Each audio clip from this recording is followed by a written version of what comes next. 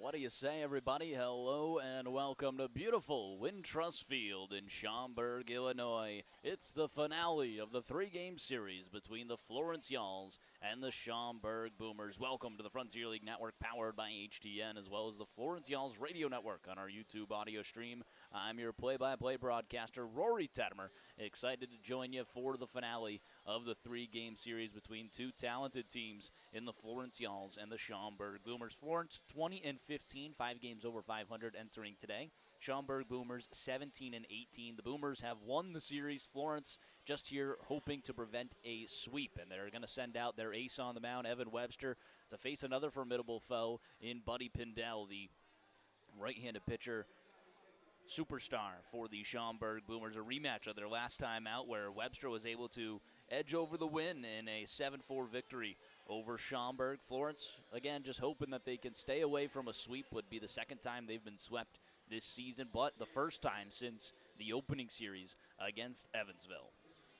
Let's recap yesterday's game here on the 50 West Brewing pregame show, always inspired by the Great American Road Trip across Route 50. 50 West, the premier brewery in the Cincinnati area. At 50 West, every beer is a journey.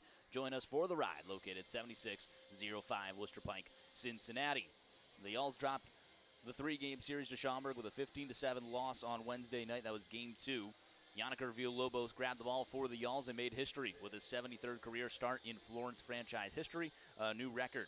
Villalobos kept a Schaumburg offense that belted 3 homers back on Tuesday at Bay, allowing just 3 runs on 5 hits across 5 complete frames.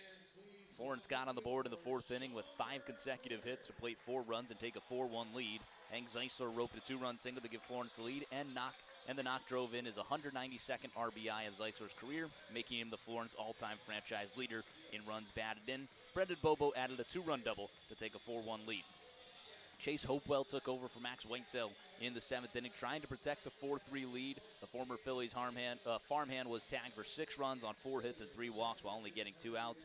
Zade Richardson blasted a 2-run homer to bring Florence close, but Dylan Chapa was tagged for another 6 runs in the 8th. The Yalls lose 15-7 in what was a tough game at the end of the bullpen. Back-to-back innings of 6 runs scored against Chase Hopewell, Dylan Chapa, and just 1 against Logan Jones. We're going to pause here on the 50 West Brewing pregame show as we take a listen to our national anthem.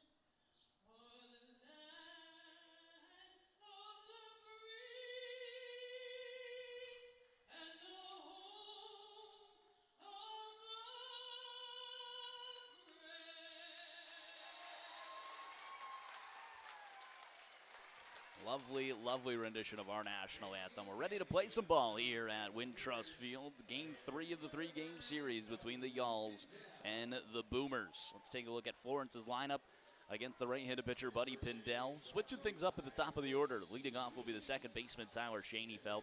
Batting second, the center fielder, Jackson Tucker. Rest of the way down, a pretty similar lineup. The first baseman, Hank Zeisler, will bat third.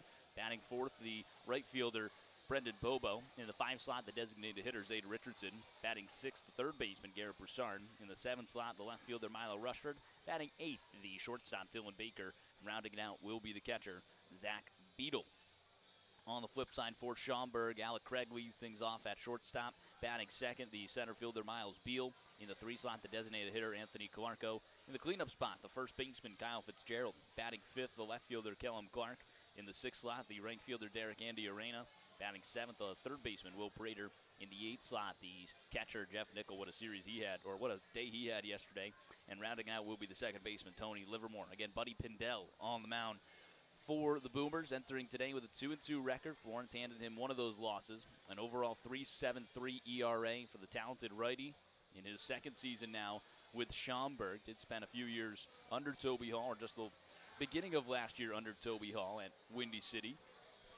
Last time out against Evansville, handed a loss. 6 innings pitched, 5 hits, 5 runs, 4 of them earned, 2 walks, and 6 Ks. Last time against Florence, he went 6 innings, tagged for 11 hits, 5 runs, 3 of them earned, 1 home run, no walks, and 3 Ks. Very talented pitcher. Has gone up to the upper 90s in his pitch count the last 2 days. Last 2 starts. And enters as a formidable foe for a talented Florence offense that has had spurts of greatness in this series, but has not been all together throughout the entirety of a 9-inning game. You saw back on Tuesday when they scored two runs in both the first and second innings. It was 4 on the day, and then they didn't do anything the rest of the way. And then yesterday, they brought in 4 runs on 5 hits in the 4th, then struggled to do anything until the end of the game when they were already trailing by a decent margin. Got things close to a 2-run deficit, but again, Dylan Chapa went in the 8th inning and would just hit around, and that ended the Florence spree there.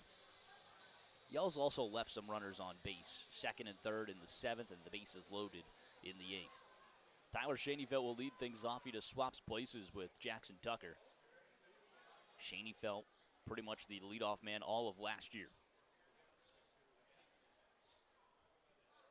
Pindell, first pitch, missing upstairs, and we are underway at 12:03 on Thursday afternoon. Excited to join you on the Frontier League Network, powered by HTN. Beautiful, beautiful day for some Y'all's baseball. Sun shining down on us here at Wintrust Field. That one's in there for a strike at 89, 1-1 the count. Wind blowing out towards right center field, not as whipping as it was on Tuesday. Still pretty prevalent. We are in the Windy City. 1-1. Schoenfeld skies it out towards center field. Beal comes in and dives to make a grab. Some flashy defense right away. Good piece there from Schoenfeld, 93 off the bat. Beal just makes a better grab. Brings up Jackson Tucker. Tucker yesterday was 2 for 4 with a double, an RBI, and a run scored. Enters today with a .326 average.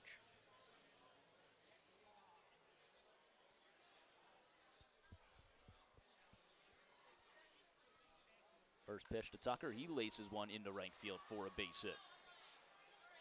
Jackson Tucker, a 1-out single. Florence has their first base runner of the day now for the captain, Hank Zeisler.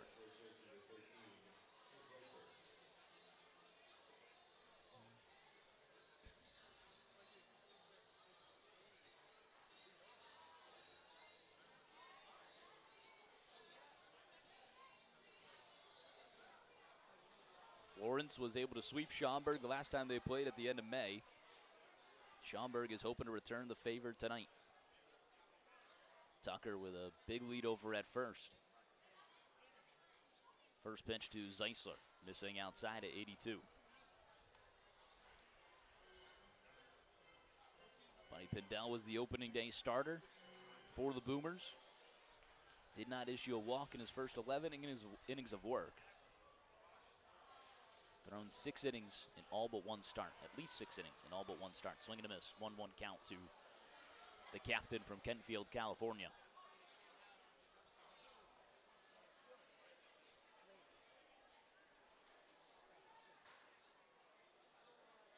Jackson Tucker bouncing around over at first. 1-1. Zeisler skies it down the left field line, but foul. 1-2 the count. This is a afternoon Thursday game. I believe it's work day, business day. So you're supposed to be able to bring out, some businesses here. Have a day at the stadium. Though I do see some kids. Regularly when you see afternoon games on weekdays, it's usually like a splash day or kids game. This is actually tailored towards work. 1-2. Fastball inside, no good.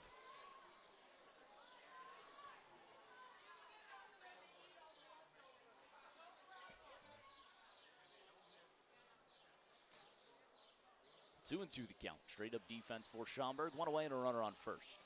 Opening frame at Wintrust Field. 2-2. Skies at foul.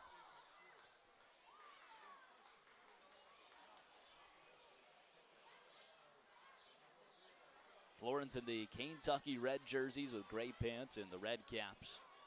Schaumburg in the all-white unis with the white front caps, black backs, and orange bills. Tucker leaning over at first. Pickoff attempt, had him leaning. Oh, and they call him picked off.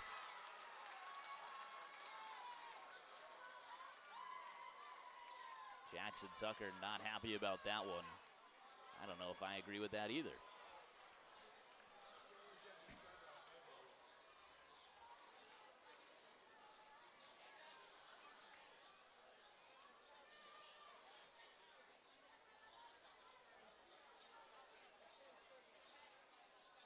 Don't know if we got a replay of that, but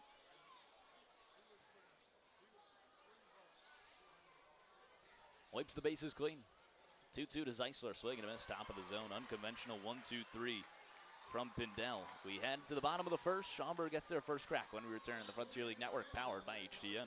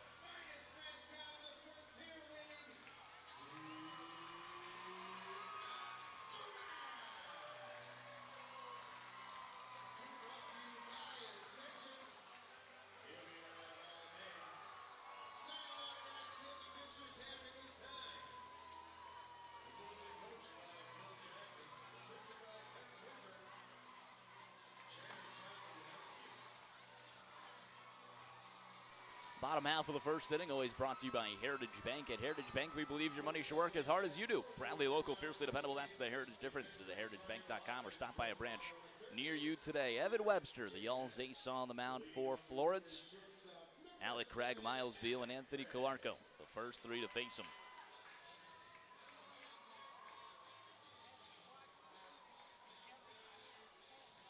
Alec Craig has certainly made an impact in this series. 2 for 3 yesterday with 3 runs scored, 3 walks, and a triple. Raised his average up to 250. He has been a formidable foe, just getting on base. Also a few walks in game 1. Laces that one into right field. Leadoff single for the Boomers. And the first pitch he sees from Evan Webster. Tail of the tape for Evan Webster, a 5-2 record, 3.86 ERA. He was dealt a loss, his second loss of the season, his last time out. Easily the most runs Webster had allowed all season. 6 innings pitched, 8 hits, 7 runs, 3 walks, 7 Ks against Gateway. A 9-5 loss for the Southpaw. I will say he was able to go 6 innings after a lot of the damage had already been done. So it was a really good sign from Webster that he was able to continue and get some outs later on in the game. First pitch missing downstairs to Beal. Last time against Schaumburg, 6 innings pitched, 2 hits, no runs, 3 walks, 3 Ks in a 7-4 win. That was a 5-game win streak for Webster. With the way the Florence pitching staff is right now, you almost can't afford to lose Webster games. That one missing downstairs as well.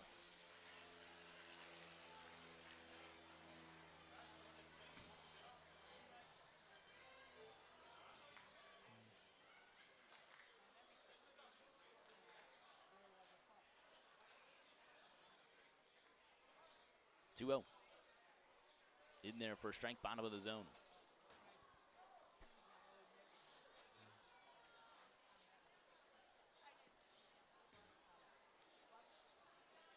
Runner on first, nobody out. 2-1 count to Beal. Webster, middle of the rubber. The pitch, fouls it away, 2-2. Beal yesterday 1 for 3 with 2 RBIs, a walk, and a run scored. He enters today hitting .260.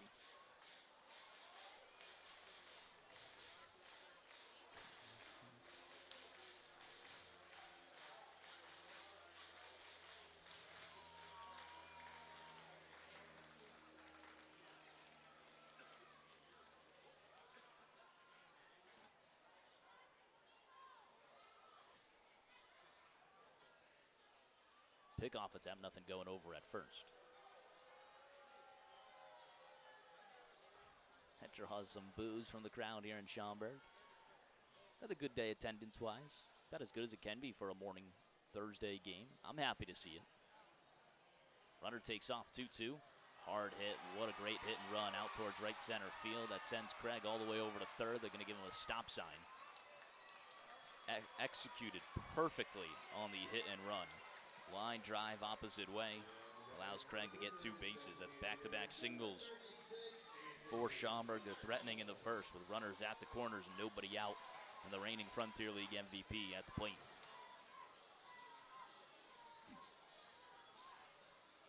I don't want to say that Florence, snuck in a sweep against Schaumburg back in May at home. But certainly the presence of Anthony Calarco has changed this Schaumburg team exponentially. Off-speed fouls it away. 1 for 4 game yesterday with 2 RBIs, 2 walks, and a run scored. It certainly has given Schaumburg a lot of life. And Florence was able to beat up on a team without him back at home. Have not been able to beat him yet. 0-1. Ground ball right side. Zeiser will glove it. Throw goes on to second for 1. Relay over to first. Not in time and gets away. Calarco will stay put over at first. A run comes in to score. On an RBI fielder's choice.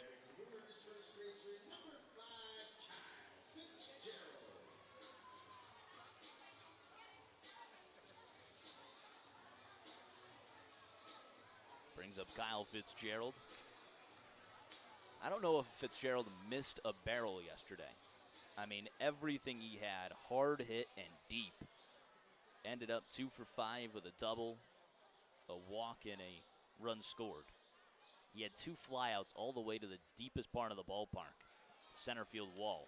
As he scrapes that one out towards left field. Rushford back and now comes in to make the grab.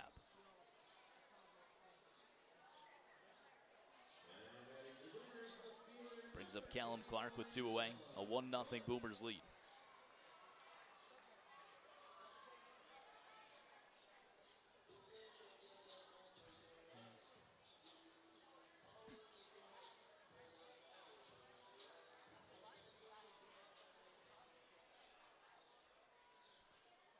Callum Clark, the lefty, hitting .291 entering today.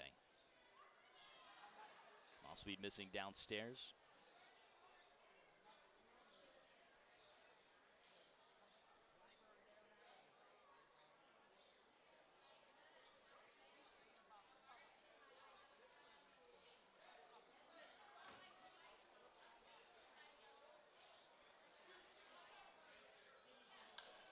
That one's hard hit into right field for a base hit, moving Calarco over to second. That's the 3rd hit of the inning for Schaumburg. They're all over Webster to start. He's already allowed as many hits as he did the last time he faced Schaumburg, just here in 2/3 of an inning. Brings up Derek Andy Arena, who's had a heck of a start to his professional career. If I were to tell you that Florence was 3rd overall in batting average, they were 1st actually entering this series, hitting .305 as a team. First pitch, grounded right back over towards the pitcher, Evan Webster, who will toss it, throw on to first to end the inning. Limits some damage, 3 hits across the inning. Strands 2 runners on, but a run does come in to score. For Schaumburg, they take an early 1-0 lead when we return on the Frontier League Network, powered by HDN. The Schaumburg Boomers have moved to Schaumburg Equal Aqua Filtration for all sports and capital equipment. Thank you in advance for your cooperation. Fans, make sure to tweet the DJ live on your Twitter or X account and let us know what song you want to hear in the middle of the sixth. Send in your requests for anyone's Grill and Pump music request. Your song might be the next one playing right here at the ballpark. Fans, here comes Scoop the Boomer with a fresh, hot, cheesy pizza from Garibaldi's. Scoop will deliver that pizza to the loudest fans, so make some noise for the delicious Garibaldi's pizza.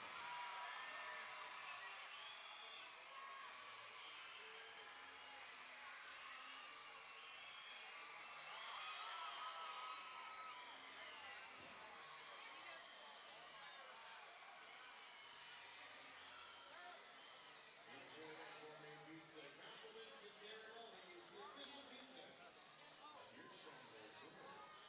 Second inning is presented by the Illinois College Insurance Institute.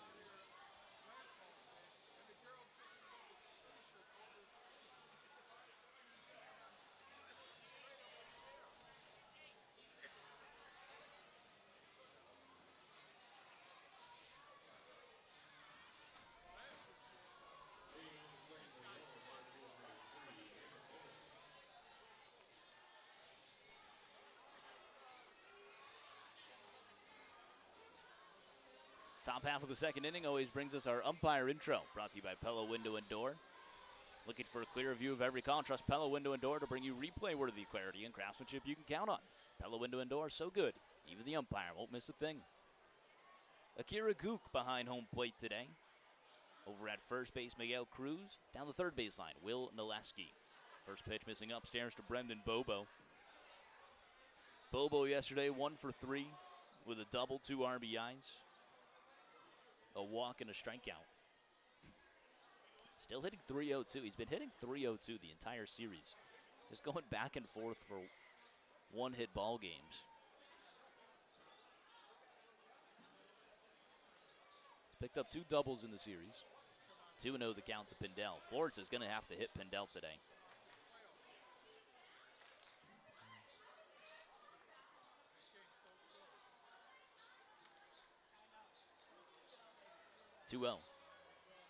In there for a strike. Either way, I was going to say, ending last inning, if I were to tell you that Florence was 3rd overall in batting average in the league in comparison to Schaumburg, who is the 4th worst at .255, if you just looked at this series, you'd say I was crazy. Schaumburg has certainly been a better hitting team than Florence, just top to bottom, throughout each ball game.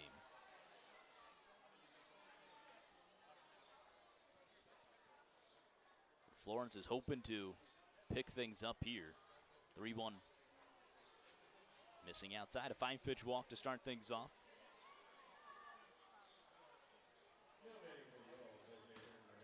We obviously know the Y'all's a very talented team, hitting-wise. Just in total, I guess yesterday, you still had 12 hits, 7 runs, but that was paling in comparison to the 16 and 15 for the Boomers. And then obviously on Tuesday, it was just those. We only got action against the starter on Tuesday. Once Schaumburg went to the bullpen, there were lights out. Brings up Zade Richardson. That one's in there for a strike. Runner on first, nobody out. Richardson, what a day he had yesterday. 3 for 5, home run, 2 RBIs, hitting .336 on the year. 0-1. Ground ball over towards the shortstop. Toss to second for 1. Relay on to first is high and gets away. Richardson going to stay put over at first, just swapping places on a fielder's choice.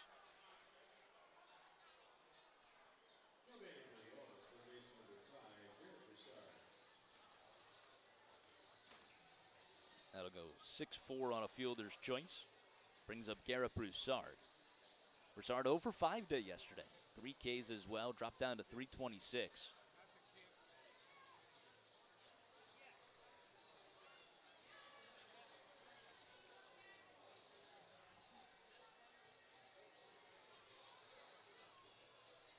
Dave Brown tuning in on the drive back to Kentucky. Was able to come up here and see Villalobos pitch yesterday. Really good start from Villa. 5 innings, holding a talented Schaumburg team at bay with just 3 runs.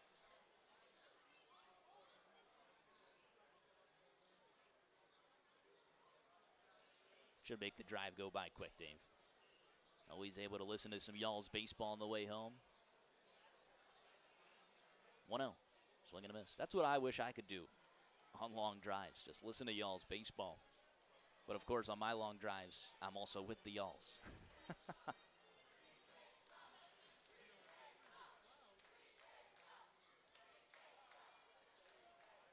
1-1. Ground ball, foul down the third base line. How about this? Wind blowing a little bit in right now. Not something we've seen here at Schaumburg.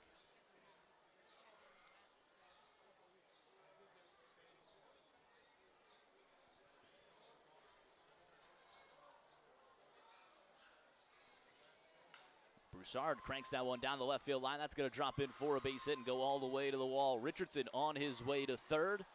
Harrison DeNicola going to give him a stop sign. A 1-out double for Garrett Broussard.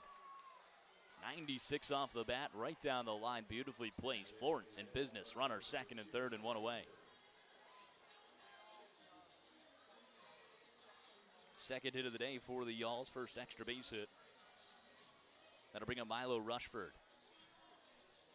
Rushford absent from the lineup yesterday.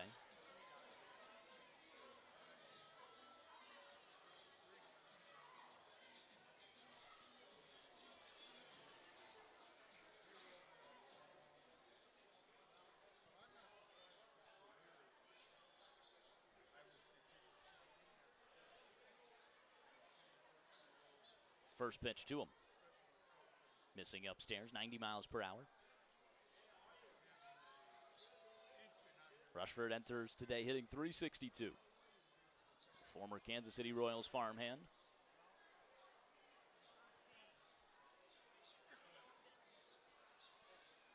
1-0. Skies it down the left field line and foul. Richardson on third, Broussard at second.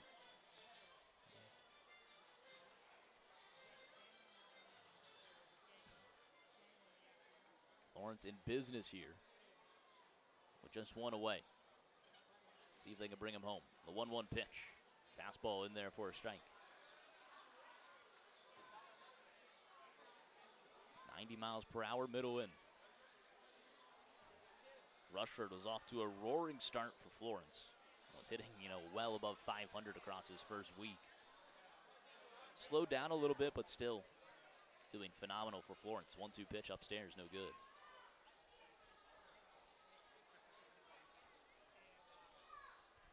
Obviously, it's impossible to maintain a 500 pace.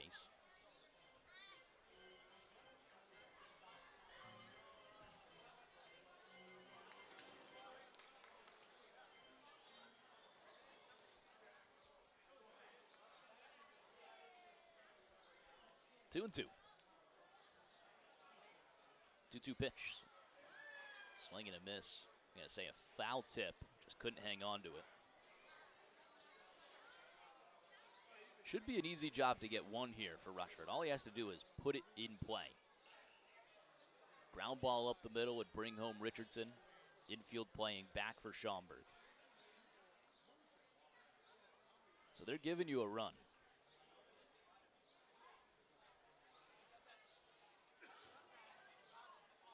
Corners would probably hold Richardson, but up the middle will work.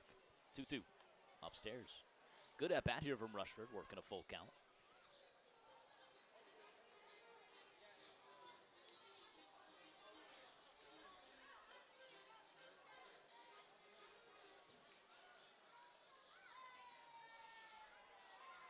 Pindell from the stretch, glove at the belt.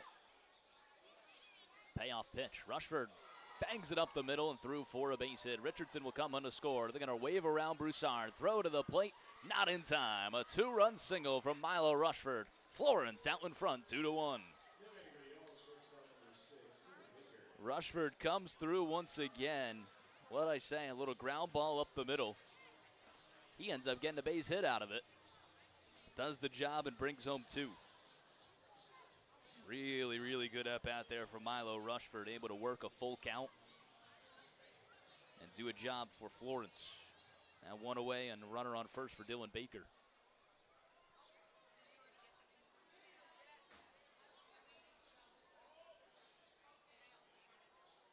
First pitch in there for a strike.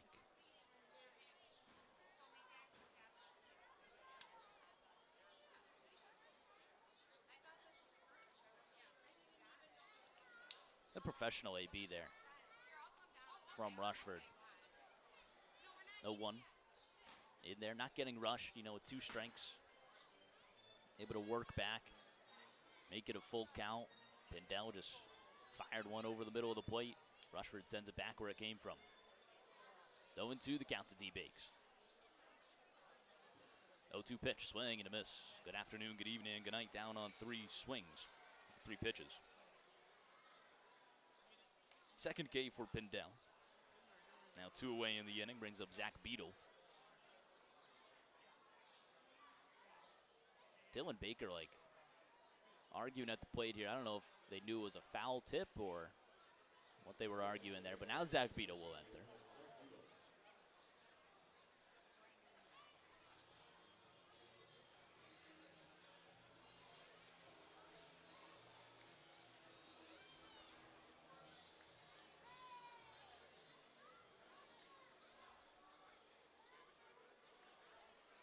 First pitch to Beadle.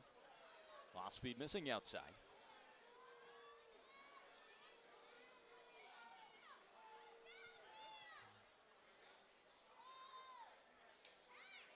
Two-step lead for Rushford over at first. The 1-0 fouls it away off the catcher.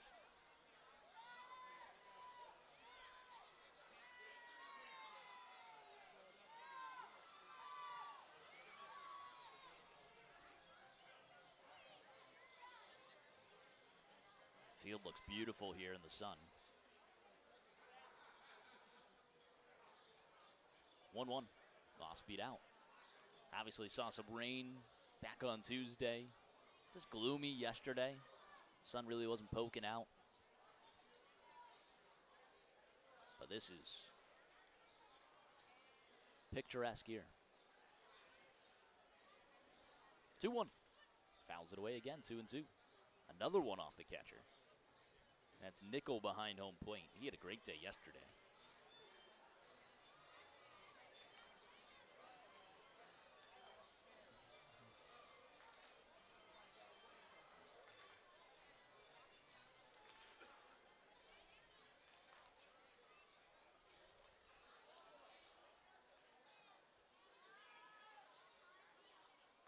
Two-two. Beadle fouls it away.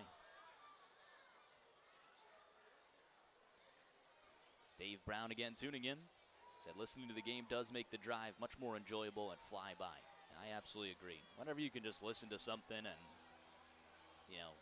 obviously not forget that you're driving, but driving just becomes natural and you're just in the zone listening to something else. That's the best, especially on a long drive. 2-2. Downstairs, no good.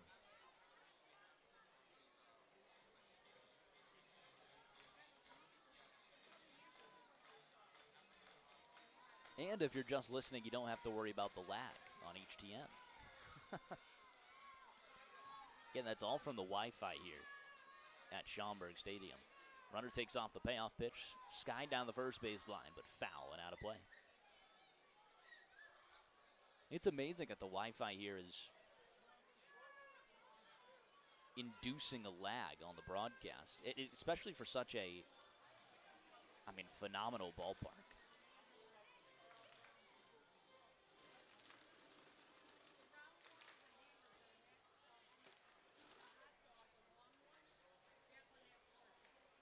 Runner off again. Payoff pitch, swing and a miss. Pindell back-to-back Ks to end the second, but Florence picks up 2. A 2-run single from Milo Rushford. They take a 2-1 lead into the bottom of the second. When we return to the Frontier League Network, powered by HTN.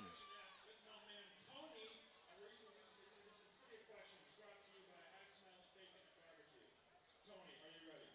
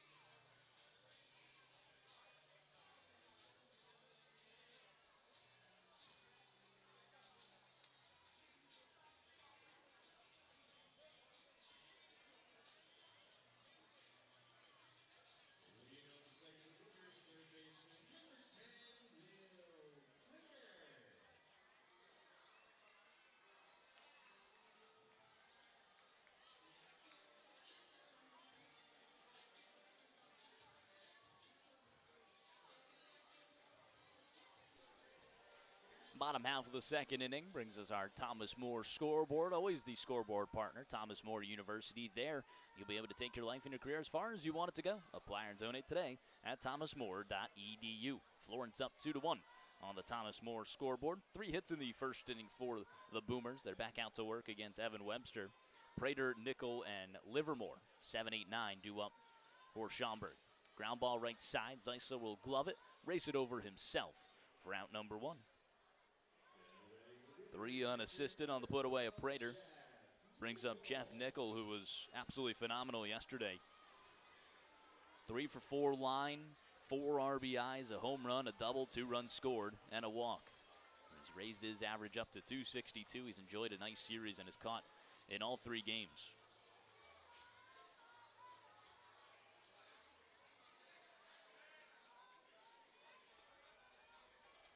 First pitch in there for a strike.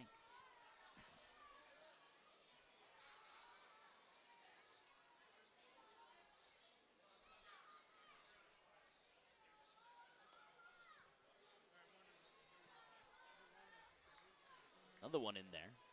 87 miles per hour. 18.05 on the spin rate. 0-2 the count.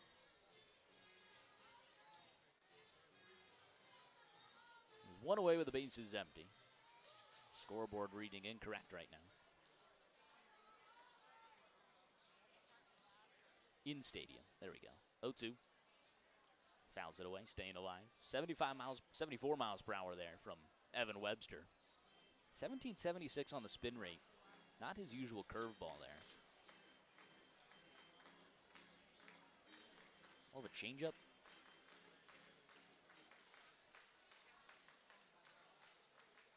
Sideways windup. The 0-2. Fastball called. Strike 3. 89 dotted up. First K of the day for Webster. Second out here in the second.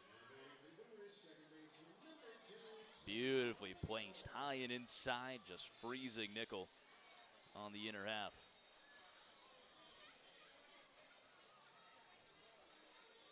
Brings up Tony Livermore. Bottom of the order for Schaumburg. Livermore yesterday 0 for 4 with a walk. He's hitting .222. That one missing outside. Fastball breaking away, lefty-lefty battle. 5 lefties in the lineup for Schaumburg. 1-0. Just a hair downstairs. 2-0. Third baseman Garrett Broussard playing in on the grass. Trying to protect a bunt from Livermore.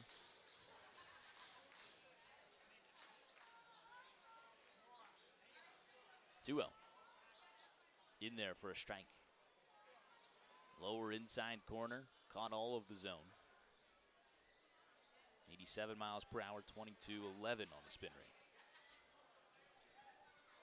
The 2-1. Punched over towards Shaney Fountain. He can't glove it. Goes into right field for a base hit.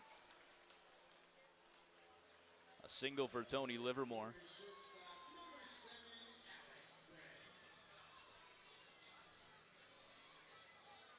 Back up to top of the order, and Alec Craig.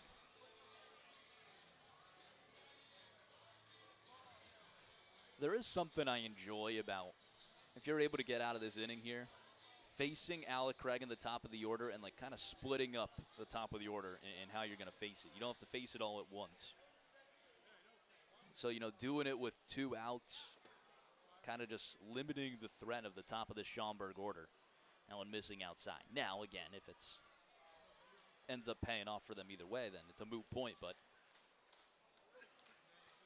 Florence has been able to do it once or twice this series. Livermore bouncing over at first. 1-0. Low and away. Leadoff single for Craig. He came in to score. Florence on top 2-1 in the bottom of the second.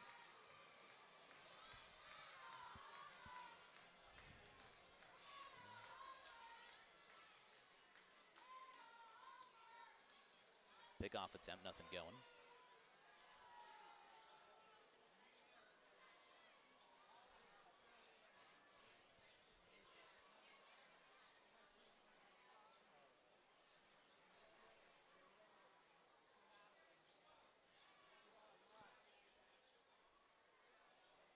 2-0. Missing low. Now a 3-0 count. This is when you'll start to get hairy here. If you do walk Craig, then you put Livermore with some wheels on second, and you're facing Beal and Calarco.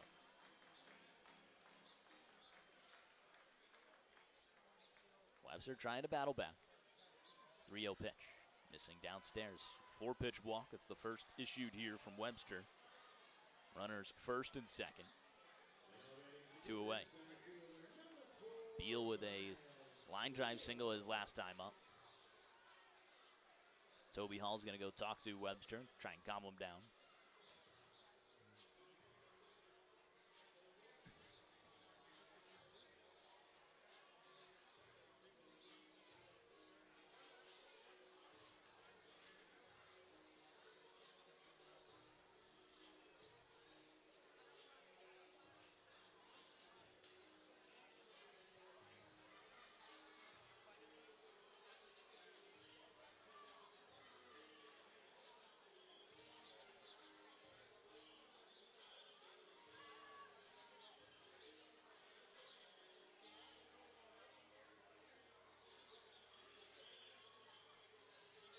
Meeting on the mound is done.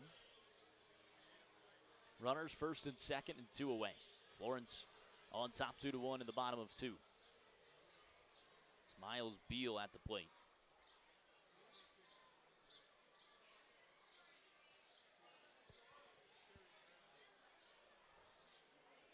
Off speed in there for a strike.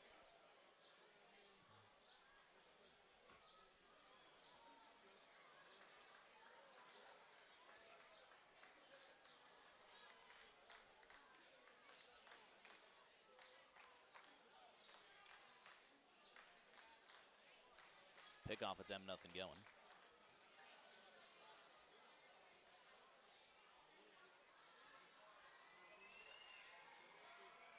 Let's look at the splits for the Y'alls here. Or for Webster, 0-1, missing downstairs. In terms of Florence pitching versus left and right batters, Webster has a 2.45 ERA against lefties, hitting 185, so he is playing true to lefties. Then righties against Webster, 506. One's in there for a strike. They're hitting 274 against him.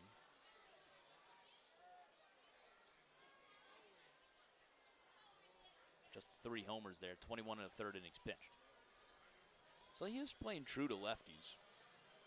Just saying, it seemed like Craig there, everything was away, just a difficult time pitching, I guess, inside to Craig, which might be just universal.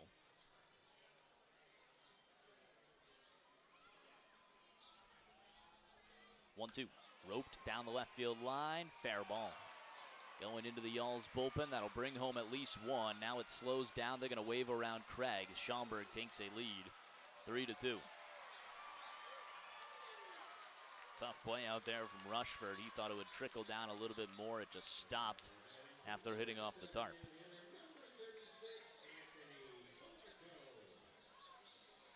So moot point on what I was saying before. Florence ends up facing the top of the order and gives up 2 runs. It would have been nice to split up the top of the order. Miles Beal, his second hit of the day. Top 2 for Schaumburg have been on base both times against Webster. He's already given up 5 hits. Calarco now at the plate with a runner on second. First pitch in there for a strike.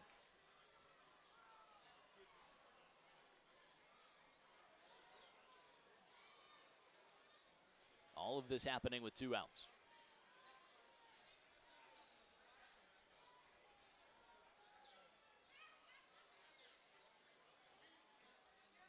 Oh, 1 ground ball right side and foul.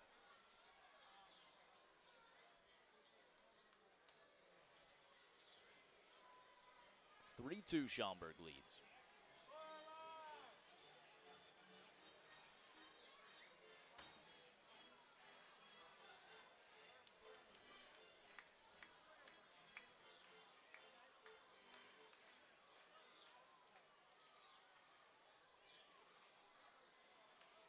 One skied, shallow left field, dropping in front of Rushford for a base hit. They're going to wave around Beal. He'll come in to score. Florence can't limit the big inning now. 3 runs across for Schaumburg. They take a 4-2 lead. 6 hits against Webster.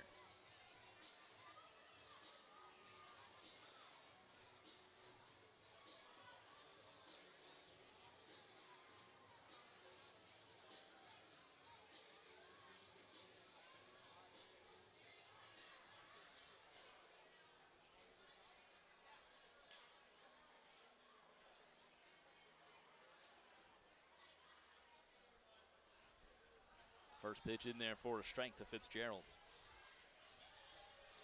Seems like he's been all barrels this series.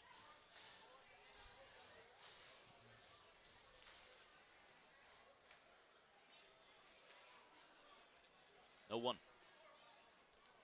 In there for a strike.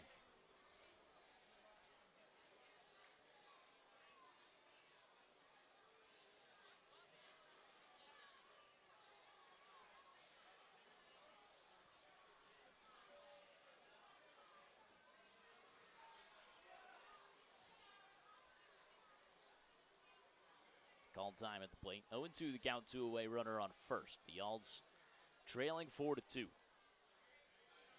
Schaumburg has been all over Florence pitching, with the exception of Villalobos, across 5 innings yesterday. 0-2. Upstairs, no good.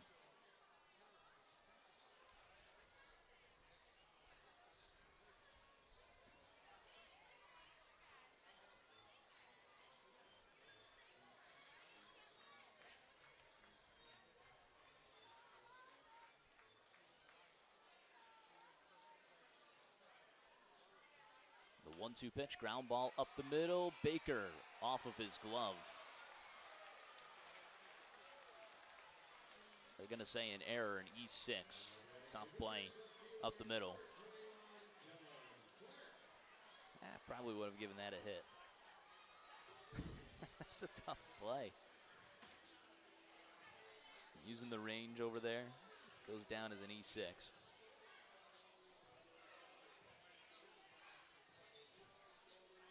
Runners first and second, 2 away. That'll protect Webster if anything does happen the rest of this inning. You hope it doesn't.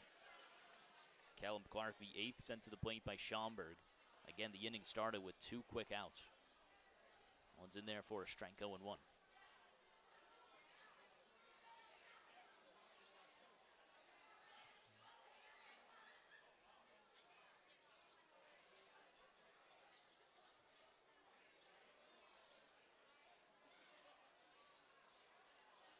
Off speed in there, 0-2. Getting him to 2 strikes. Just the 1 punch out so far for Evan Webster.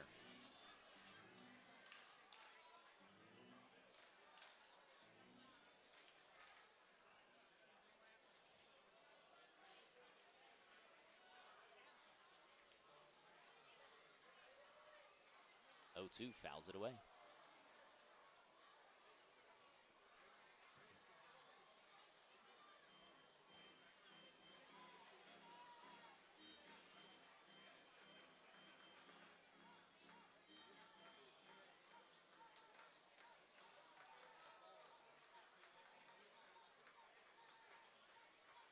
Oh, 2 pitch. Fastball, no good. Outer half at 91.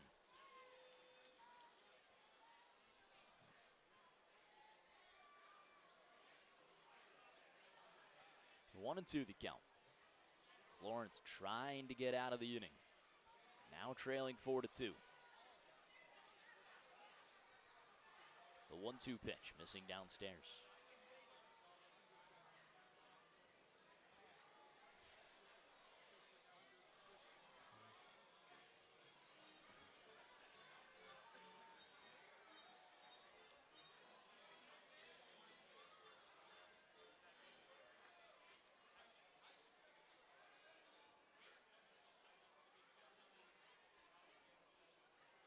Two.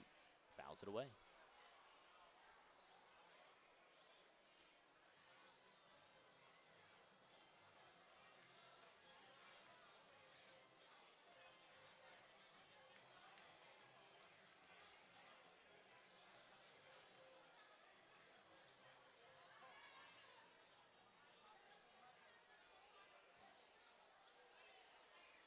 From the stretch, 2-2 pitch. Off speed, foul tipped.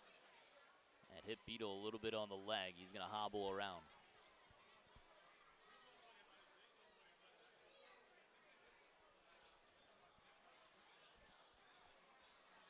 Toby Hall and Patrick McCormick going to come take a look at him.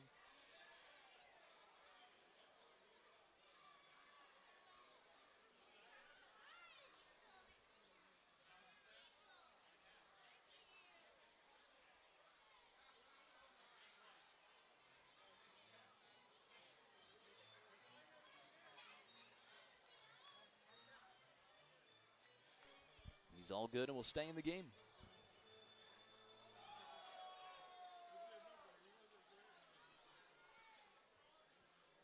Florence needs Webster big here.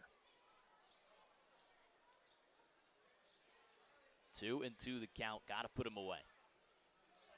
Runners first and second. 3 runs already crossed here in the bottom of 2.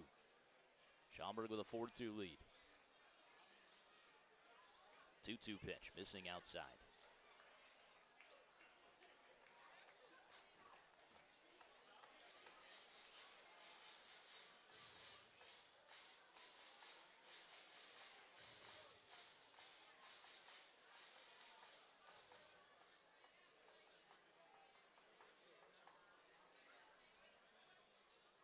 The payoff pitch. Downstairs, no good. That walk will load the bases. Webster struggling in the inning. The 9th sent to the plate now again after 2 quick outs. Florence has faltered here. A single, a walk, a double, a single, an error, a walk. And they're very gracious for that error from Dylan Baker because that's probably a base hit.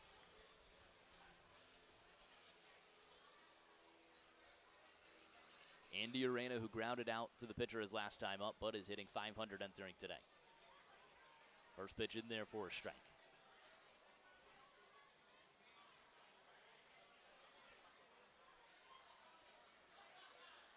Sideways windup, the 0-1. Pops it up. Shallow center field. Out goes Shaney Felt. The wind's bringing it in. And he makes the grab to end the inning. The Yalls leave the bases loaded there. They trail 4-2 as we head to the top of the 3rd. It's time for Tettemer Trivia. When we return on the Frontier League Network, powered by HDN.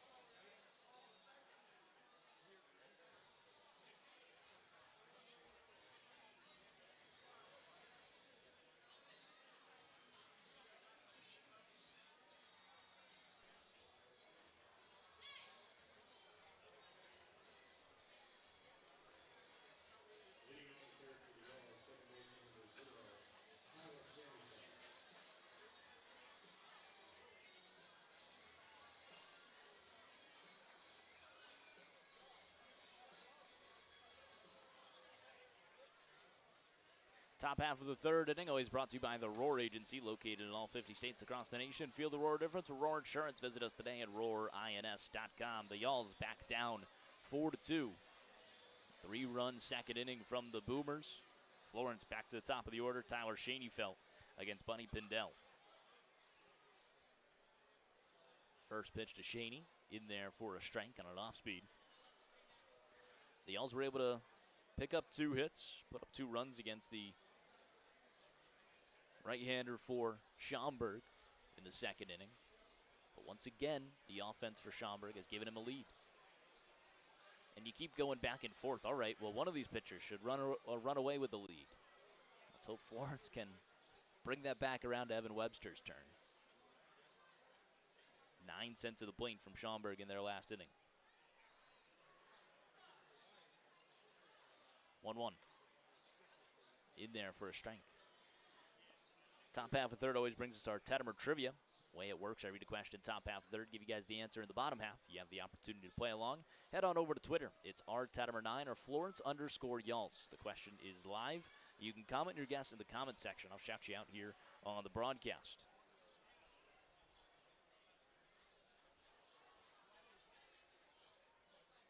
Here's the 1-2. Missing inside.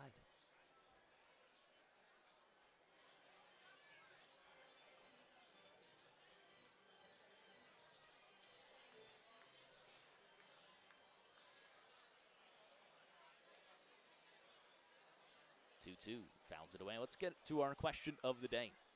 Always presented by the Roar Agency.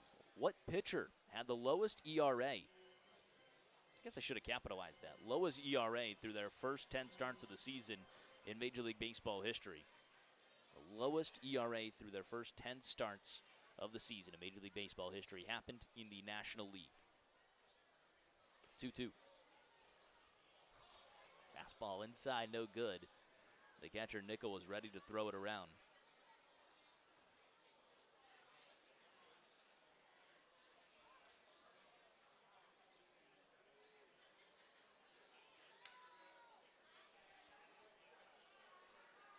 Payoff pitch.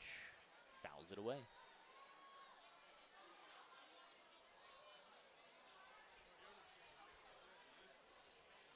So think of someone that in the National League started off with just a unbelievable start to their season.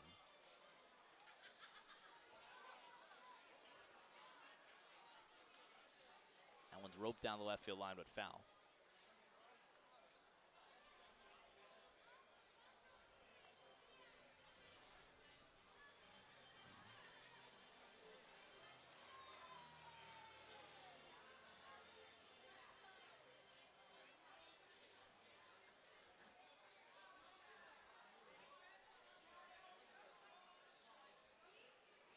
Payoff pitch again. Hard hit over towards the shortstop, Craig. On the backhand. Throw on to first is in time. 6-3 on the put away of Schoenfeld.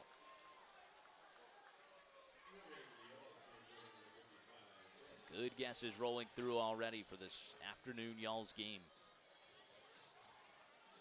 Brings up Jackson Tucker. Florence going to need to get on the board here. Don't want to get into the late parts of this game just with the threat of a sweep looming. I don't think you would ever want that in the back of your mind. First pitch missing outside. For what it's worth, Florence 0-1 in games where they're threatening to get swept this season. They've only been swept once.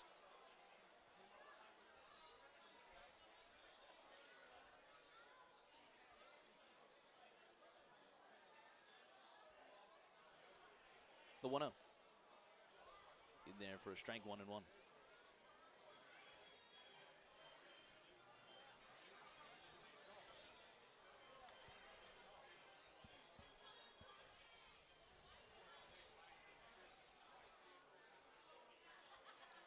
Slider missing outside, 2-1 to Tucker. So morning game here. Not morning, I mean early afternoon. Here on a Thursday. It's the first Thursday where we haven't had a night game. 2-1. Check swing goes all the way around 2-2.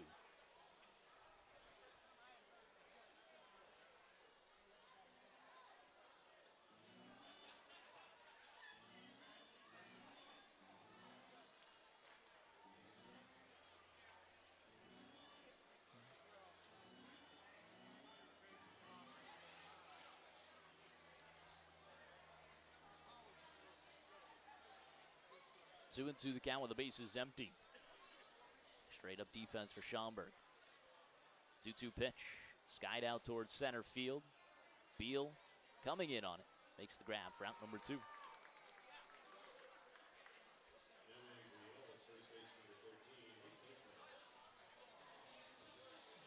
Either way, so Florence with their first morning game on a Thursday. Can you believe that it happens in the one series where you have to go a total 40 minutes for the next day? I mean, just brutal. I'm not going to complain. So I'll still take the morning game. But it's, you know, it would be nice when, say you had to go back home or go somewhere far the next day. Get that morning game. Florence has just been brutalized from Sunday night games. Heading back home and you get in at 3, 4 a.m.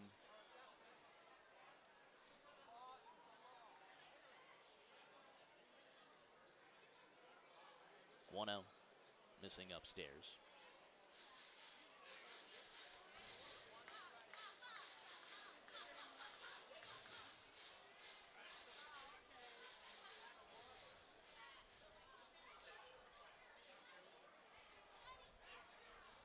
Two out. In there for a strike.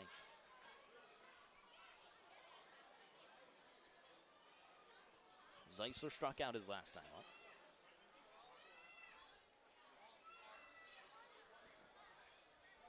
Holding the franchise record in runs and RBIs now. Zeisler skies that one down the left field line, but foul.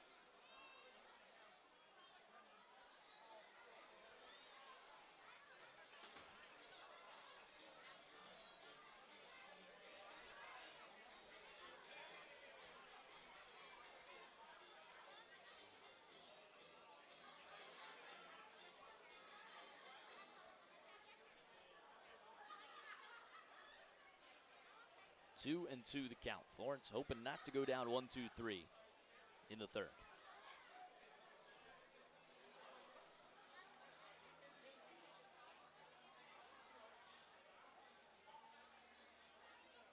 Two-two pitch.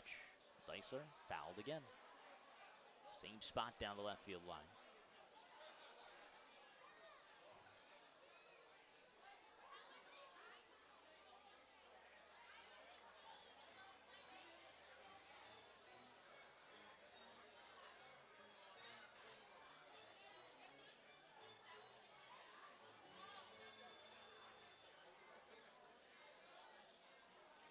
Pindell's 2-2 pitch.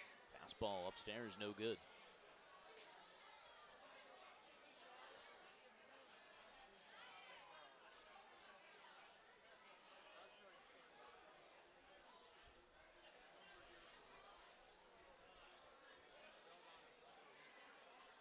Payoff pitch. Zeisler skies it out towards left center field. Beal and Clark on the run in the gap with room in front of the warning track. They make the grab. To end a 1-2-3 frame for Pindell. Bottom of the third, get your guesses in for Tettemer Trivia when we return to the Frontier League Network powered by HDN. Certified Service Parts and Service Managers Association. Clark Manufacturing. Clearbrook. Francisco Farms. Elaine Frank Hachi. First Trust Portfolios. Fox Valley Fire. Happy Old Guys. Individual Advocacy Group. Integra. International Warehouse Logistics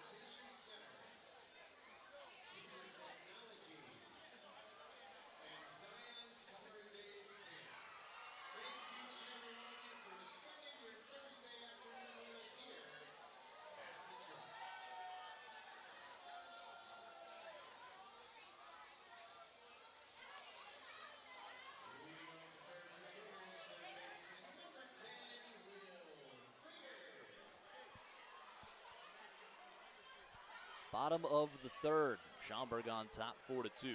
Evan Webster back out for another inning of work.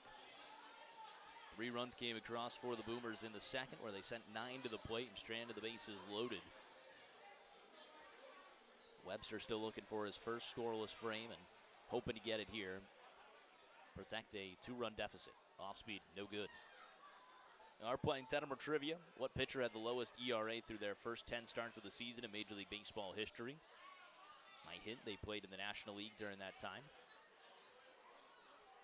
The 1-0. Way downstairs, bouncing in the dirt.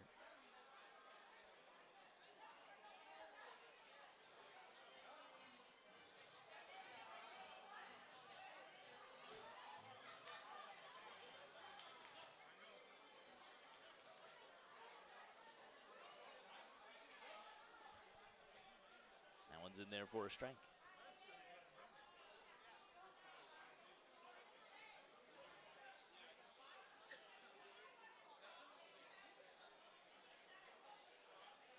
Two-one. Fouls it away. Prater ground out to first. That started off the second inning. Florence had got 2 quick outs, a ground out from Prater and a strikeout. And then Schaumburg unloaded, bringing home 3 runs, a 2-out rally to take a 2-run lead over the Yalls. 2-2 pitch, punches out towards left field. Rushford goes back, now coming in. He misread it. Leadoff single for Prater on a bloop. It's a big ballpark. Florence, I feel like the outfield is playing severely deep, getting beat by some of these bloops just right in that middle layer. You know, it's a massive field to cover.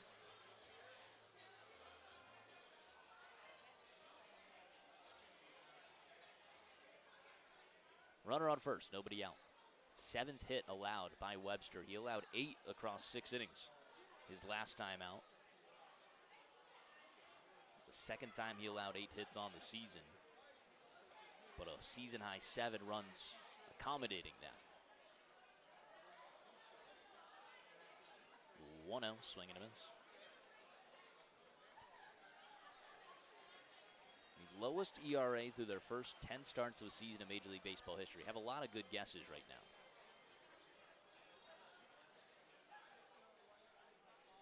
One away, I'll start reading the guesses. The 1-1. Outside, no good.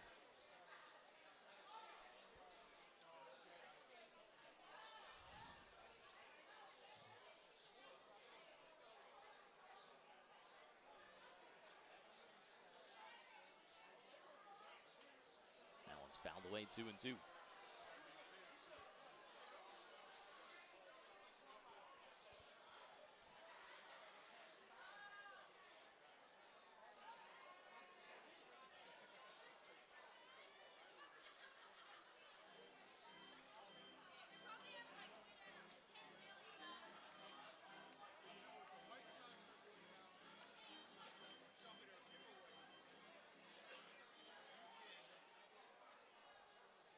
Webster the stretch. 2-2 pitch. Ground ball left side. Baker gloves it. Toss to second. 1. Relay on to first is high and not in time. Good stretch there from Zeisler. A little bit of hesitation out of the glove there from Schoenfeld, it seemed like. A little bit of tough double play to spin anyway. Ends up just a fielder's choice, 6-4 on a put away. First down of the inning. Over to Tony Livermore, bottom of the order. Single and a run scored. He started the rally.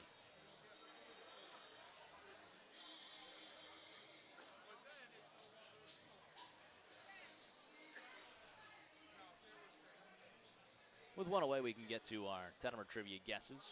First on Twitter, the only one on Twitter.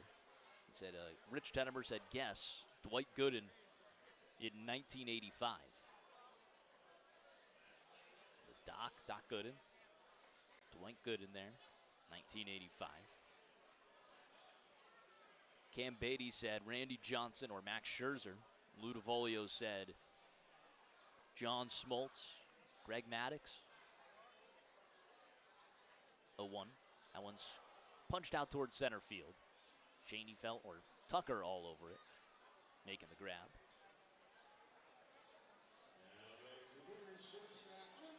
Out number 2 back up to the top of the order. Alec Craig will lead things off. He's been on base twice and he's scored twice. Zach Drury said Paul Skeens. Tyler Douglas said Jacob Mizorowski. Aiden Murphy said Hunter Green. And Corey Call said Chase Burns.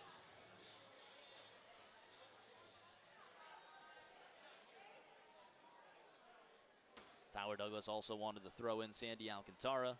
Zach Drury threw in Cliff Lee and Jacob deGrom. Carter Cousins tuned in. First he said Zach Greinke. That one's punched down the right field line. That's going to drop in for a base hit. On the way to third is Nick Nickel. A stop sign over there. 3 times on base for Alec Craig. He's been on base in all 3 innings so far. Florence cannot get him out, and he's hitting just about 250 entering the series.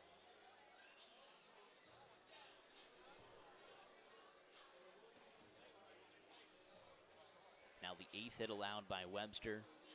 We're back to 2 outs here with runners second and third again. Still looking for his first scoreless inning. Carter Cousins settling in on deGrom there after guessing Greinke first. Then Matt Shepardson said Jacob deGrom as well. Shepardson, the deputy commissioner of the Frontier League. Just over to my left.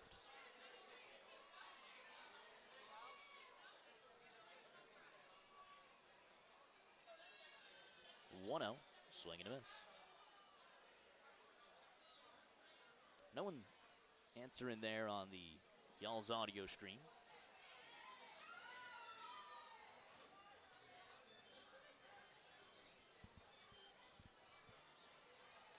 I could read you the numbers before it, so the second and third lowest, just to show you the ballpark of where we're at. Now it's fouled away. Now 1-2 the count. Shohei Ohtani entered the list this season with a .74 ERA. That's the 3rd lowest across the first 10 starts in Major League Baseball history. Shohei Ohtani this year with a .74. 1-2. Skied out towards left center field, dropping in for a base hit. That's going to bring home 2. Schaumburg takes a 6-2 lead. Now 9 hits against Webster. That's the most this season. Schaumburg's been all over him. That's the 3rd hit of the day for Beal. 3 RBIs, just 3 innings into this one.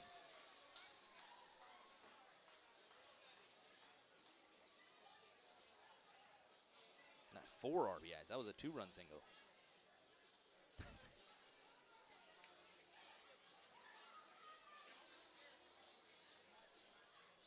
So Shohei Ohtani at .74.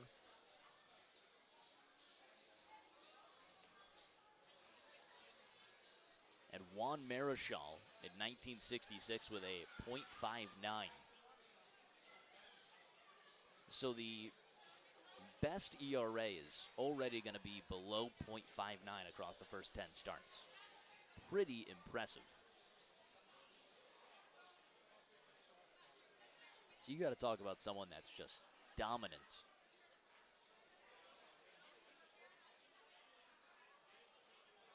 First pitch to Calarco, skies it high. Shallow center field, out goes Shaney Felt. Makes the call to end the inning, a batter too late. 2 more runs come across for Schaumburg. They carry a 6-2 lead over Florence when we return on the Frontier League Network, powered by HTN.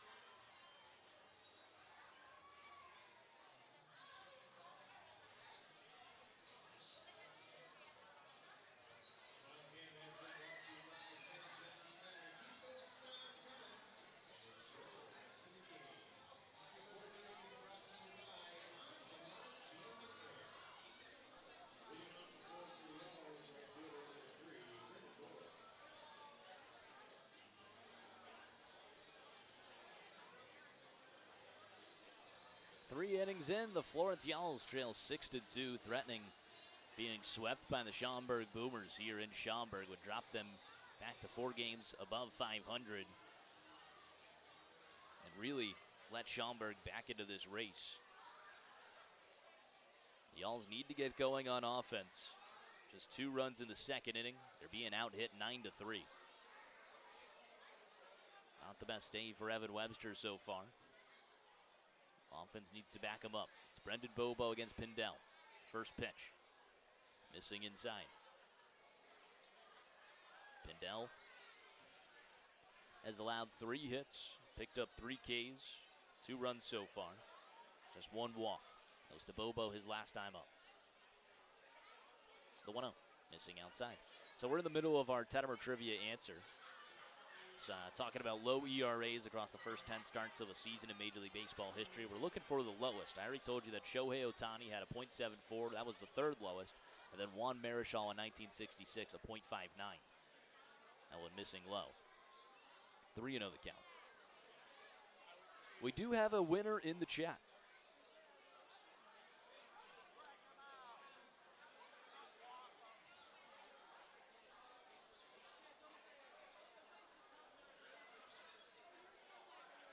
One's in there for a strike. And multiple winners, I should say that. Gotta get to, you know what, I already know who did it, and it was without even texting me, just whispered over. The answer is Jacob deGrom in 2021, a .56 ERA. Jacob deGrom had a historic season there with the Mets. A .56 ERA in his first 10 starts of the season. Unbelievable. Just unbelievable.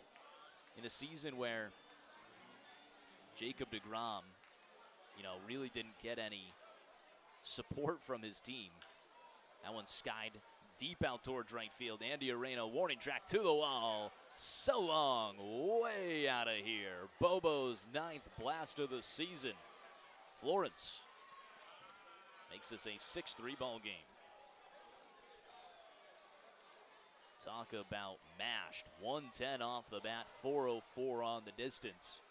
That's good to see from Bobo.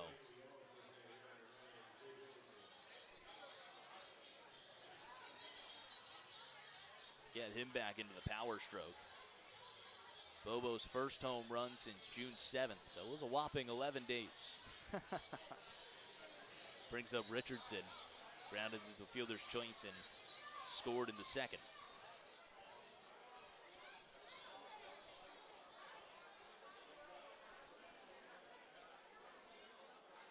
As Richardson skies one out towards right field, sending Andy Arena back, and now coming in, he makes the grab for out number 1. So deGrom in 2021, 15 starts where he was just dominant.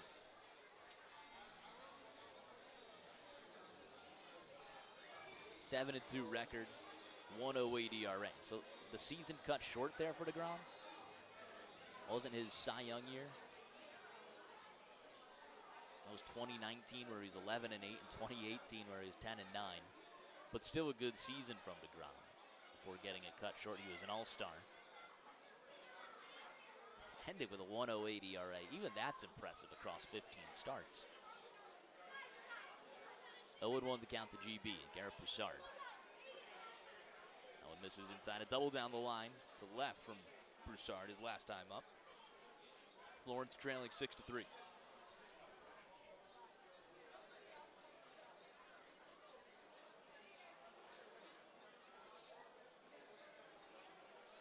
That one bounces in the dirt.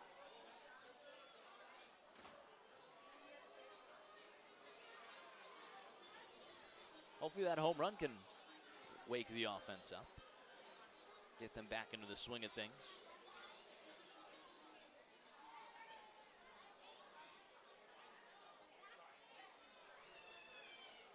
2-1. Ground ball, 2-hopper over towards the shortstop. Craig, throw across his body is in time. Route number 2.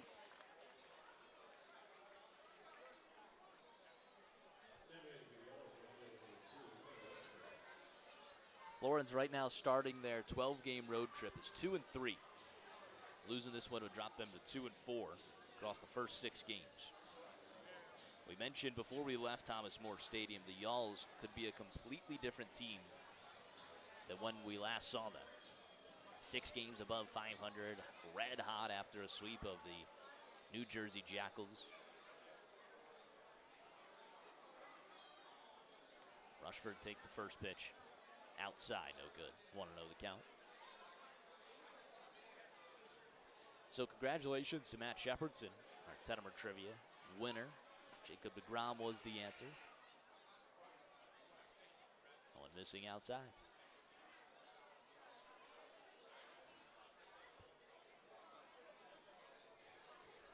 Two and 0, 2 away with the bases empty.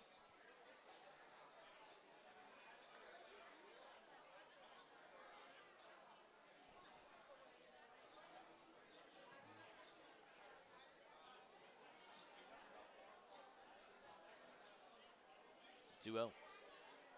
Fastball out, no good.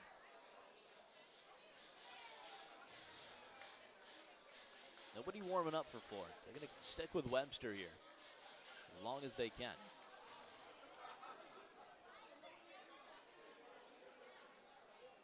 3-0. 4-pitch walk to Milo Rushford. That'll put a runner on base. Maybe Florence can start a 2-out rally of their own. Brings up Dylan Baker.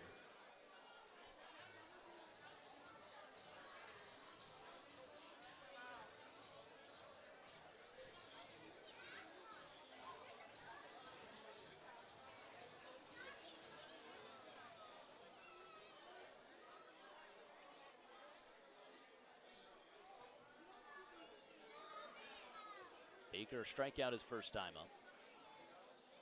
Runner takes off. That's Rushford. Ground ball, third base side. Gloved by Prater. Throw across the diamond is in time to end the inning. Florence gets a solo blast from Brendan Bobo, but nothing else. We head to the bottom of the 4th. Webster still looking for his first scoreless when we return on the Front Sea League Network, powered by HDM.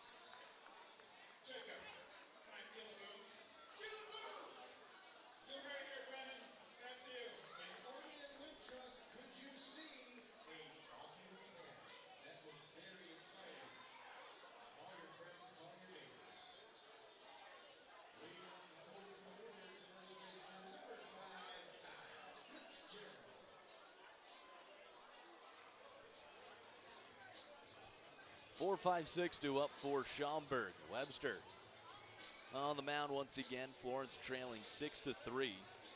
It's the most hits Webster has allowed this season. 9 hits already today for the Boomers. Fitzgerald skies one out towards center field. That's going to drop in again. Webster throwing his arms up. I think he's a little sick of the bloops coming in off him, but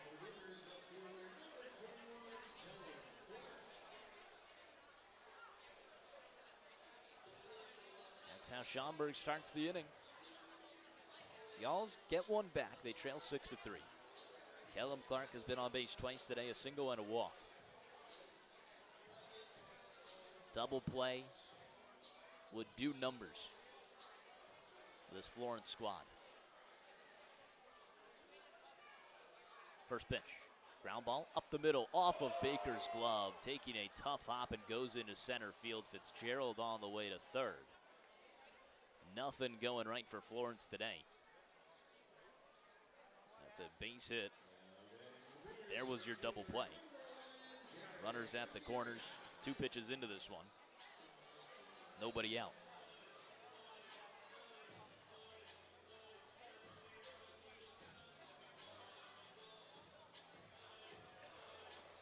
Looking at the Florence bullpen.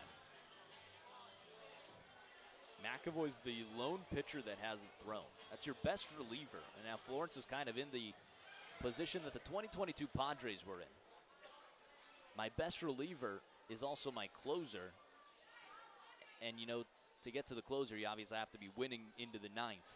But Florence hasn't been able to use him. Josh Hader, you know, dominant in 2022, earned Cy Young votes. The Padres couldn't use him because the Phillies were killing him in the NLCS. That one skied down the right field line, foul. A 1-1 count. So McAvoy, the lone reliever that has not pitched yet, with the exception of Ahmad Harajli as well, who activated off the IL. I'm unsure if everything is clear or if it was just, you know, a random activation, but it seemed like a good opportunity to use him yesterday. 1-1. Missing downstairs. Now, I have looked at the bullpen, and Darden has been up and moving around, been stretching. I'm assuming he's good to go today. Threw 2 innings back on Tuesday. Phelps an inning back on Tuesday. Chapa threw too many pitches yesterday. Hopewell too many pitches yesterday. Whitesell did throw yesterday. 2-1 fouls it away. But I would assume he's good to go.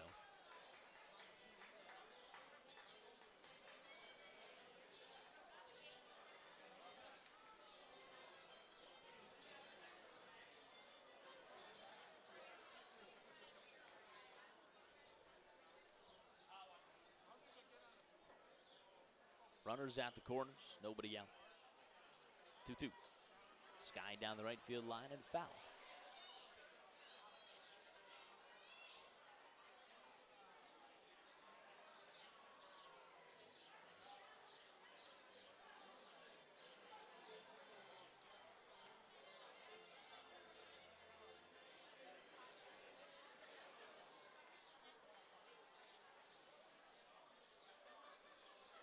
Two pitch, bounces in the dirt all the way to the backstop. That'll bring home one easily. Also moving over to second is Kellum Clark. Now a 7-3 Schaumburg lead. Wild pitch there from Evan Webster. Nobody out, runner on second. Full count.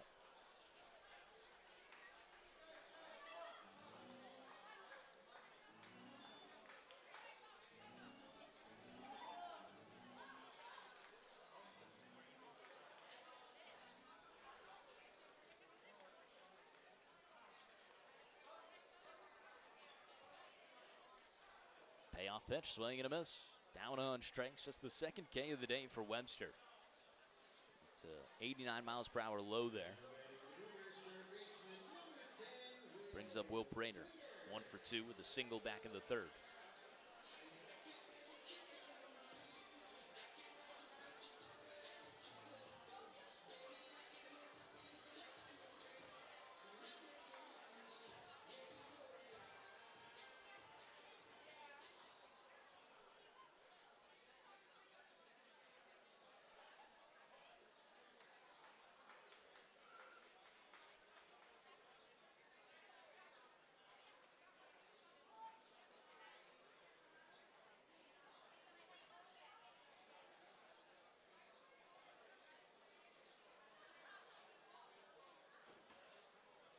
The 1-0, fastball inside. Been a lot of pitches already for Webster. You know, he struggled with his last time out, but he was still able to go 6 innings. This is 77 pitches already. 11 hits and 7 runs. The hits is a season high. 7 just 1 behind a season high. 2-0. Skies it out towards left field. Rushford trying to find it in the sun. Coming in now, makes the grab for out number 2.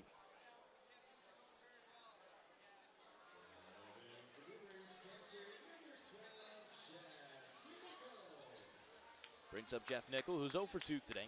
Reached on a fielder's choice and came in to score.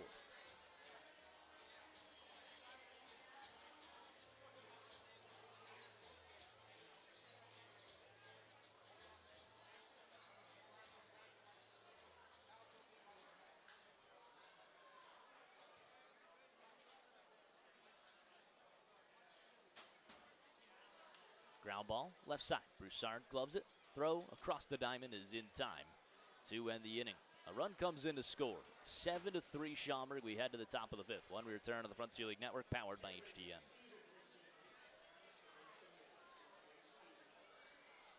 Thanks, Steve. Here come the T-shirts down the first base side. T-shirt number 1 is up. And now, T-shirt number 2 have closer home plate here.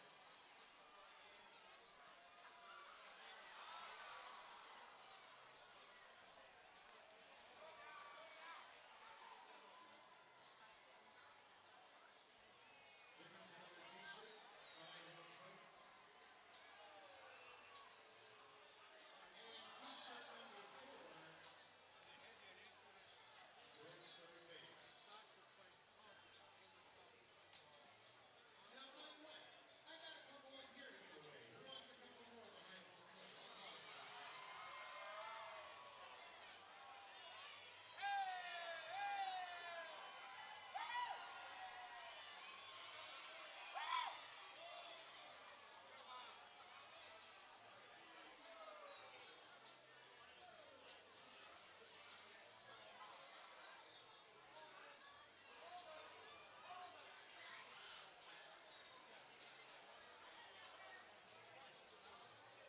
Good hitting is brought to you by Florence.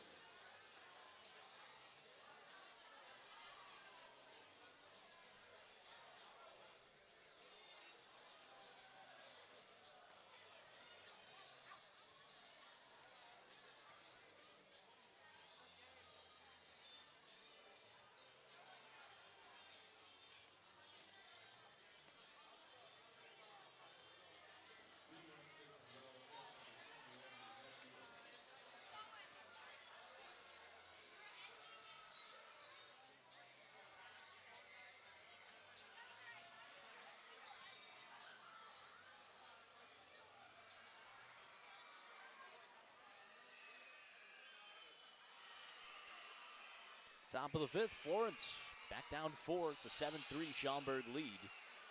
Kids are screaming here on an afternoon game at Wintrust Field.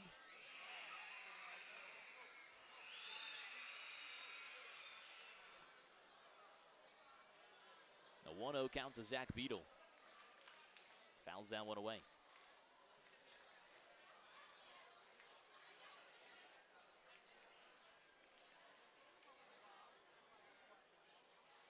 Beadle trying to get back in the hit column. 0 for 4 his last series, and his return from what was a little bit of an injury. Didn't send him to the IL, but he was a scratch every day in the lineup for about a week there. 0 for 3 on Tuesday. He struck out his first at-bat today. A 1-2 count.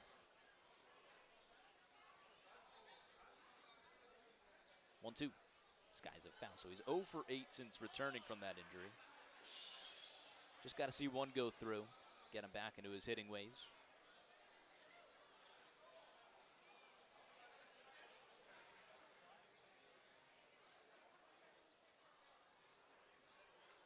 Buddy Pindell at 79 pitches. The 1-2. Missing upstairs, 2-2.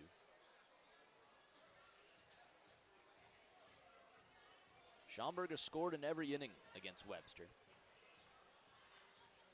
Florence been unable to let the offense settle in with a lead. Swing and a miss. Beadle down on strikes. 4th K for Buddy Pindell. He's picked up 3 of them on Baker and Beadle. Back to the top of the order, Tyler Schoenfeld with 1 away.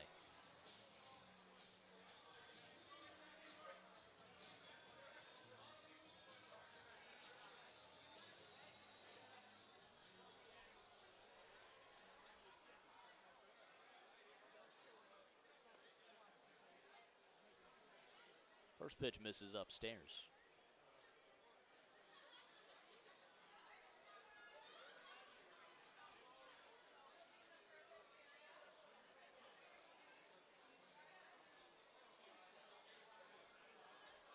Off speed, no good.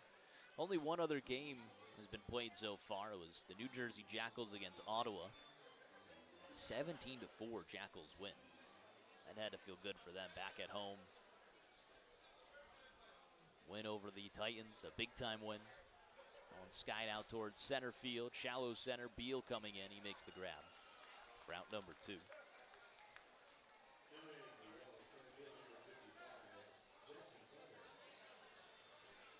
Brings up Jackson Tucker.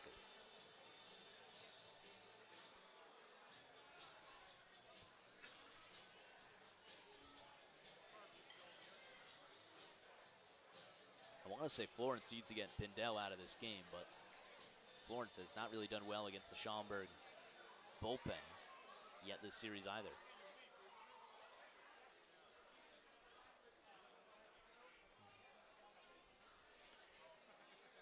That one's in there for a strike.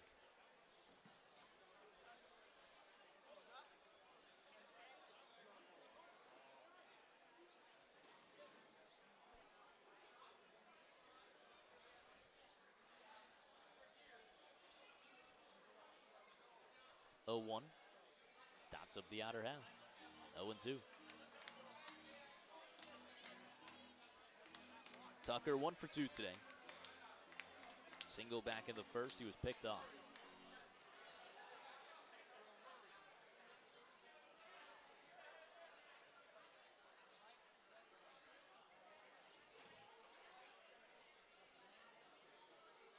Oh, 2 pitch, missing outside. Florence also, has to think, hey, I also got to preserve my bullpen for the next series against Joliet, where you really just can't lose the series. 1-2. Skies it, first base side. Foul territory, out of play. Joliet has actually been a thorn in the side of Florence the past few years, dating back to 2024 as well.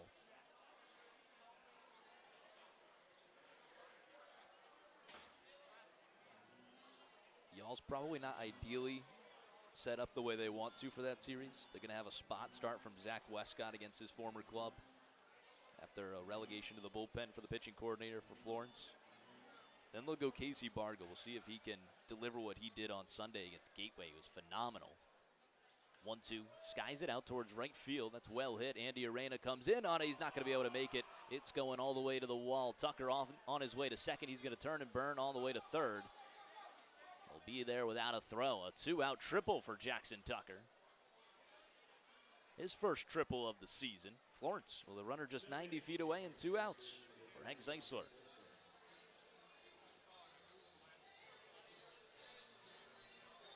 Maybe that's what Florence needs. A little 2-out rally if they can get something going here. So what I was saying, it's going to be Westcott, Bargo, Lawson. Lawson will look to bounce back after a tough outing Tuesday here.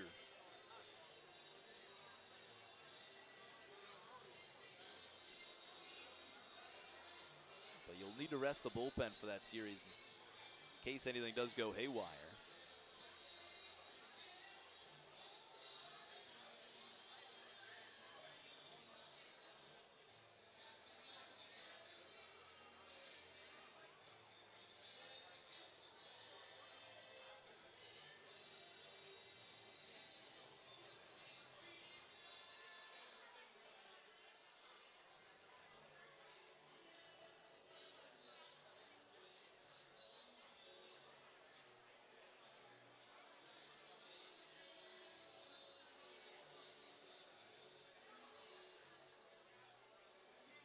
Hank Zeisler, 0 for 2 today.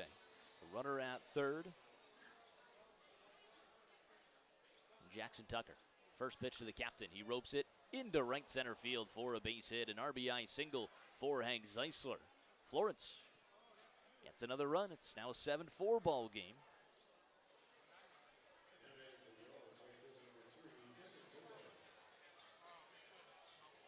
Bobo stepping up to the plate. A home run his last time up. Walked back in the second.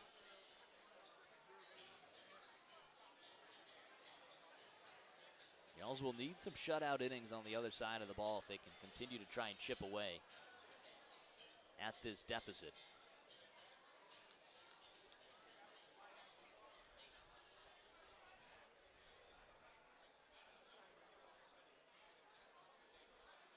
Off speed missing downstairs. Pidella's had a tough time pitching to Bobo.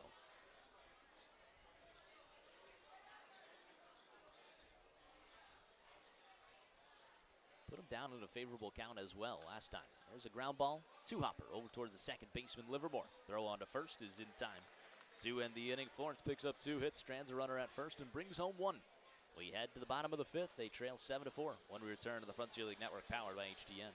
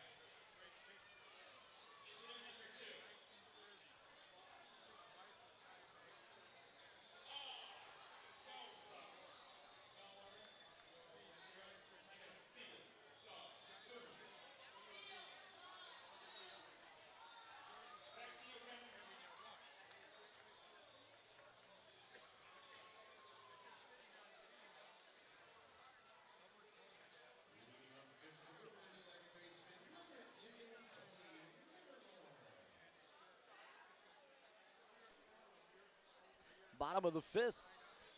7-4 Schaumburg lead.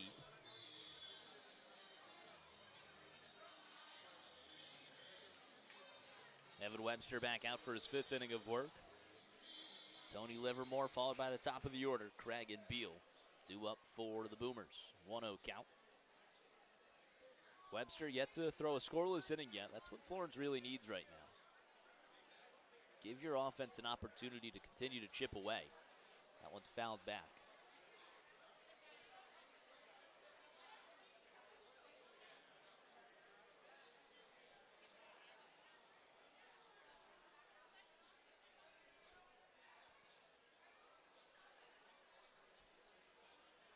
One. Missing outside, 2-1.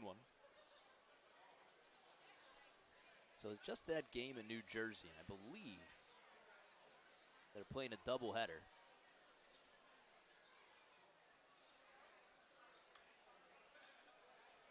That was just the rubber match.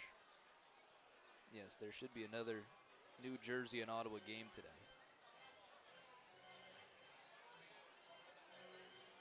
Every other game, waiting for the nightcap. Sideways windup from Webster, the 2-2. Swing and a miss, top of the zone. Picks up another strikeout, his 3rd of the day.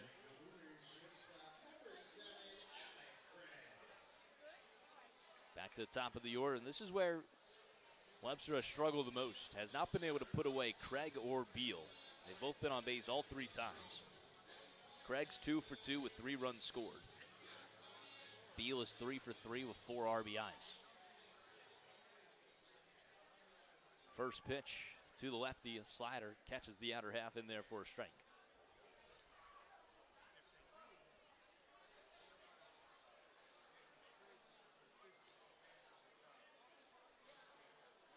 Oh, 1.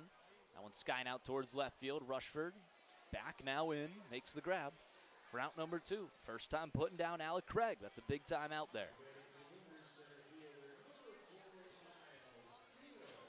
Somebody is warming up for Florence in the bullpen. I'm going to believe that is Travis Phelps.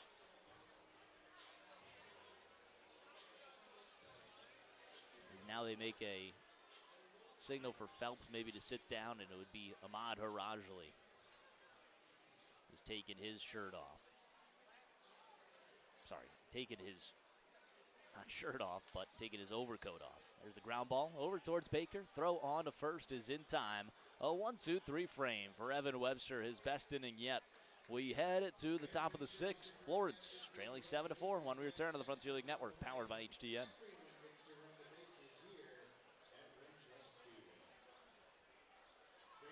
turn your attention towards that first base bullpen.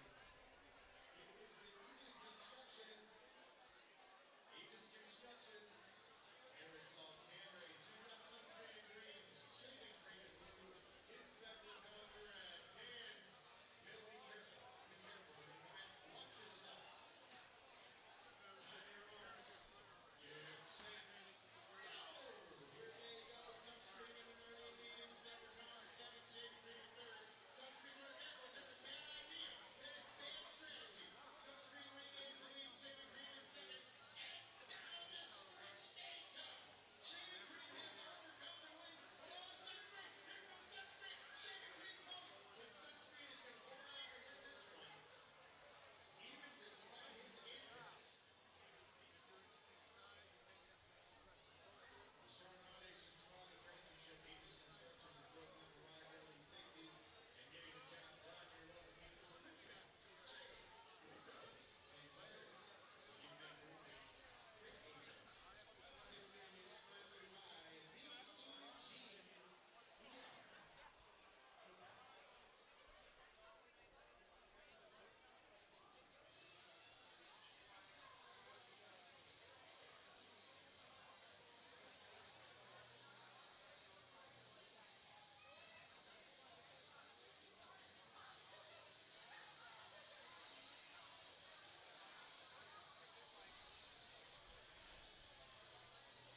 Fans, we got ourselves a new uniform now for the Boomers right-hander. Number 30, Tanner Shears. Hooves Hangout pitching change. Looking for the perfect spot to relax and open your favorite Pokemon or baseball trading cards. Visit former Reds reliever J.J. Hoover. Hooves Hangout today, 405 Washington Street, Suite D in Alexandria. Zane Richardson, Garrett Broussard, and Milo Rushford will be the first three to face Tanner Shears. In for Bunny Pindell. Pindell goes 5 innings, 6 hits, 4 runs, 2 walks, and 4 Ks. Will leave in line for a win. 7-4 Schaumburg lead. Florence trying to crawl back into this one. First pitch to Richardson. Fouls it away off the catcher. It's exactly what Florence needed. A shutdown inning from their ace. Webster put him away 1-2-3. Harajli warming up now for the Yalls. Don't know if that signals the end for Webster or not.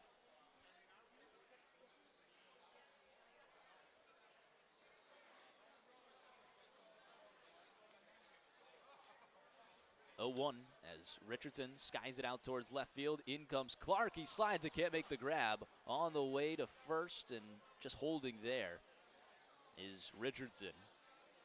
Thought about 2. Little hustle double. Either way, gets himself his first base hit of the day.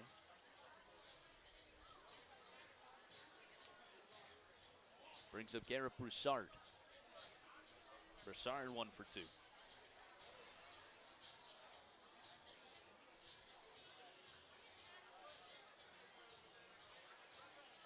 Doubled and scored back in the second. Shears, right-handed pitcher out of Riverbank, California. First pitch to Broussard, missing outside. Second stint with the Boomers, made 21 appearances for the team in 2022. Was 2-0 with a 1.07 ERA over 33 and 2/3 innings. Struck out 44. Had his contract purchased by the Brewers. Pitched for Milwaukee affiliates from 2023 to 2025, reaching High A, Wisconsin. 1-0. Missing inside, 2-0. I believe Toby Hall's son, Taden, is in High A, Wisconsin. Maybe the Timber Rattlers. So they might have crossed paths with Shears.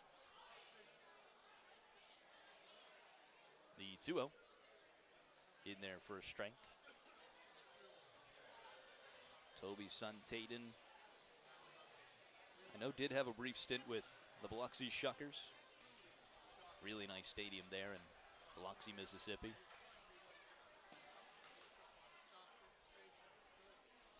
Two one. No good, 3-1. Sure he'll be up there again soon. Then you get to AAA in the Brewers organization. You go from Biloxi, the great stadium, great city there. Then you go to Nashville, the Sounds.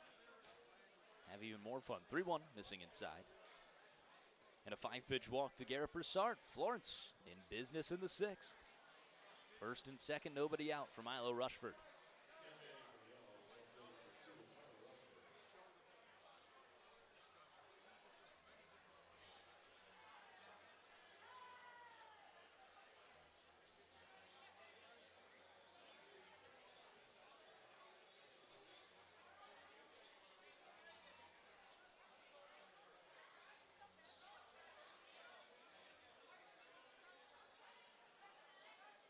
Rushford, a 2-run single his first time up in the second.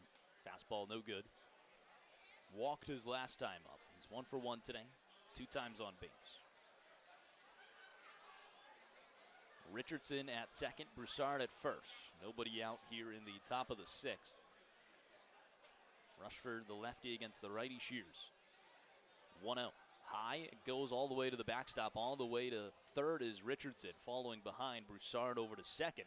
Now second and third once again, and nobody out. This is the same opportunity that Rushford had in the second. Worked a full count and base hit up the middle, brought home Richardson and Broussard. Quick meeting on the mound, the pitching coach for Schaumburg.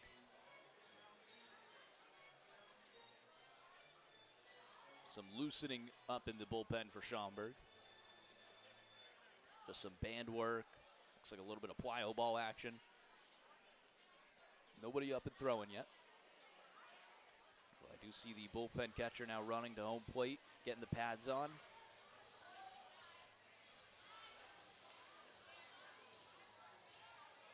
And they will start warming up a right-hander.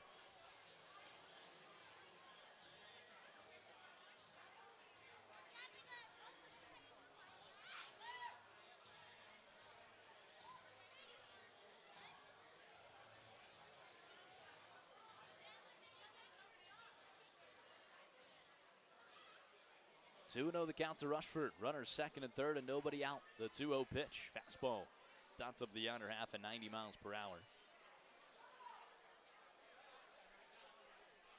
They will shade Craig up the middle. That leaves a big gap in the 5-hole between shortstop and third.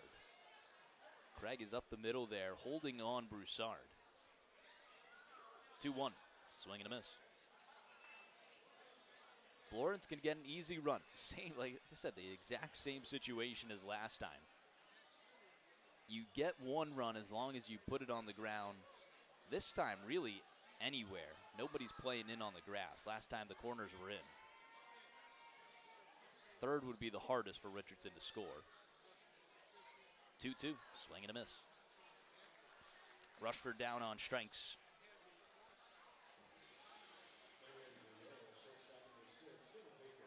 First K for Shears, good calm down there from the pitching coach of Schaumburg. Brings up Dylan Baker.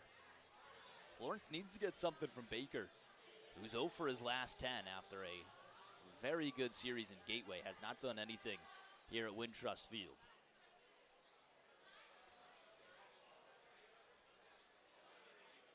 First pitch to him, missing outside.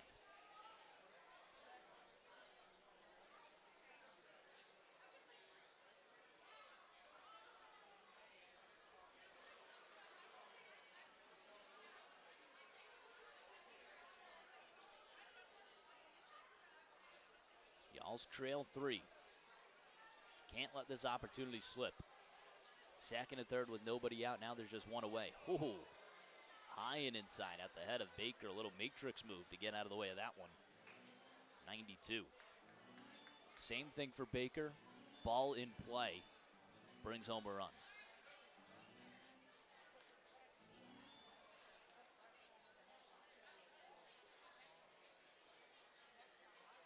2-0. Outside, no good.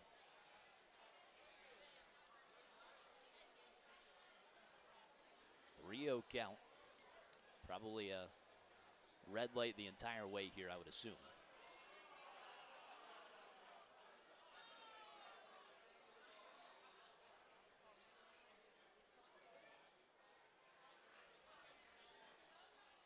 The 3-0. High, no good. 4-pitch walk. Second of the inning from Shears that loads the bases. It sets up a big opportunity for Beetle. If you're Beetle, you got to think go up here. Nothing until a strike, unless it really is your pitch. Just a tight window for it.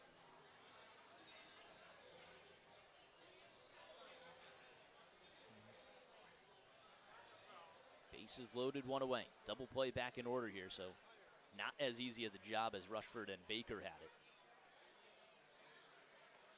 Off speed. In there for a strike. That one did miss on TrackMan.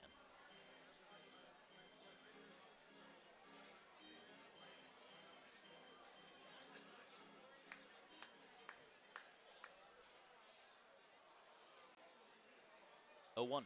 Missing outside, 1-1. It's a big opportunity for Beto. Has not had a hit since recovering from his injury. Good amount of strikeouts. Picked up 2 today. Trying to get back in the hit column. Sometimes you just need to see one go through.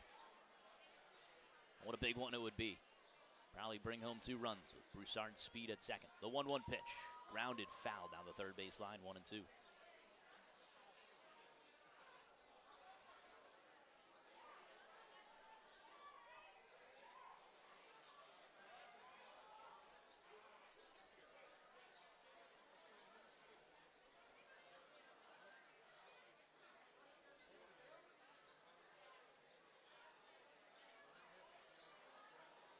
Shears from the stretch. 1-2 pitch. Missing downstairs, 2-2.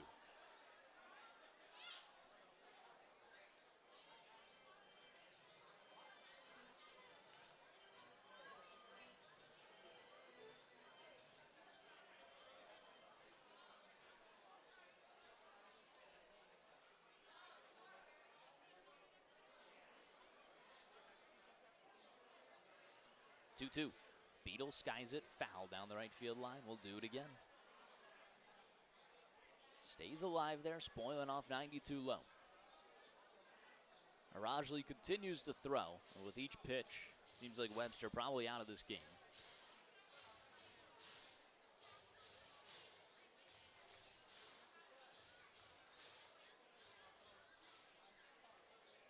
Two and two the count.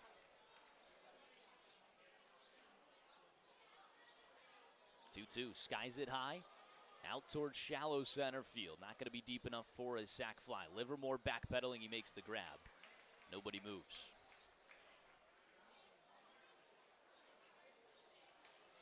Florence threatening to not do anything here in the 6th.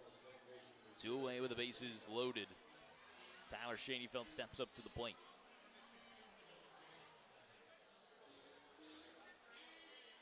This would be the biggest missed opportunity of the series.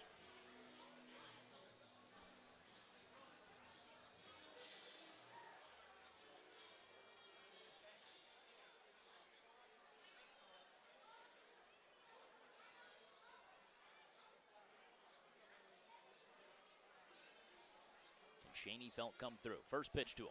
Missing upstairs. If you know for one thing, it's that Schoenfeld is going to wait till he gets his pitch, and that's a good sign for Florence. Shears has been all over the place. 2 walks in the inning. The 1-0. Outside. 2-0.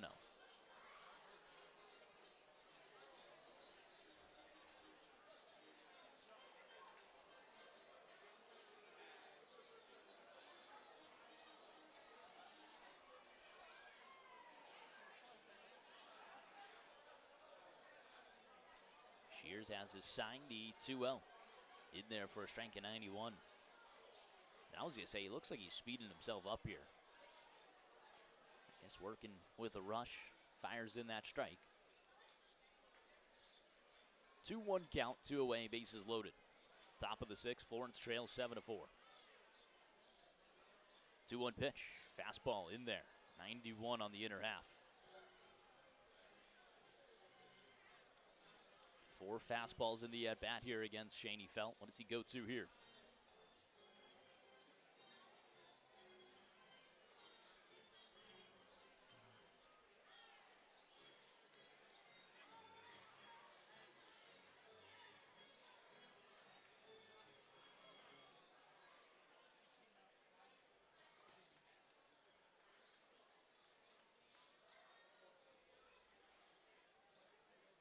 Shears, glove of the belt, 2-2 pitch, grounded foul. Shaney Felt spoils it off to stay alive. Florence needs their leadoff man now more than ever. Bases loaded, 2 away.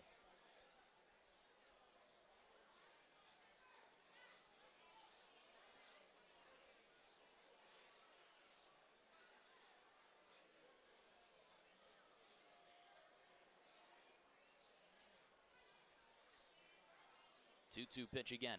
Off speed. Called. Strike 3. Florence strands the bases loaded. Tough opportunity there. Had runners second and third. Nobody out. Cannot come through. They'll be thinking about that one all day. We head to break. We'll return with the bottom of the 6th when we come back on the Frontier League Network, powered by HDN.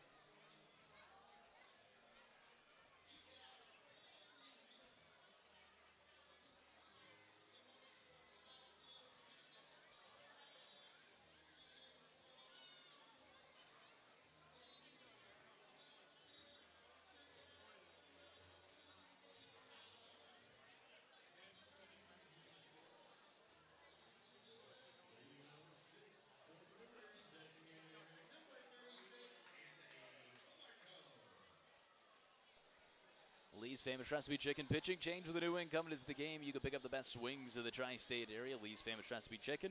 Lee's always fresh, never frozen. Ahmad Harajli is in for Evan Webster. Thanks to Anthony Calarco to start off his outing, his first appearance since being activated off the IL. Webster goes 5 innings, allows 11 hits, 7 runs.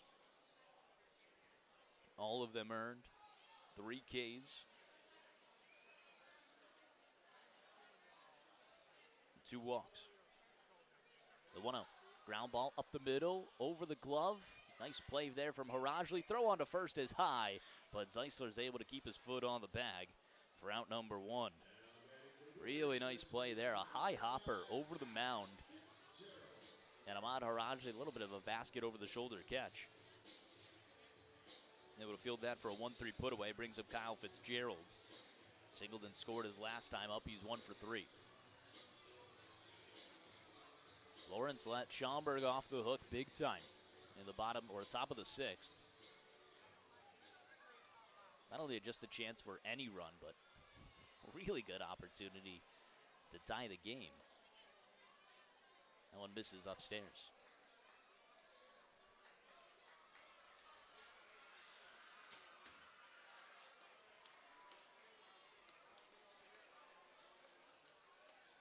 Here's the 1-0. Fastball inside. Harajli, a little bit of a back injury. That's what sent him on the IL.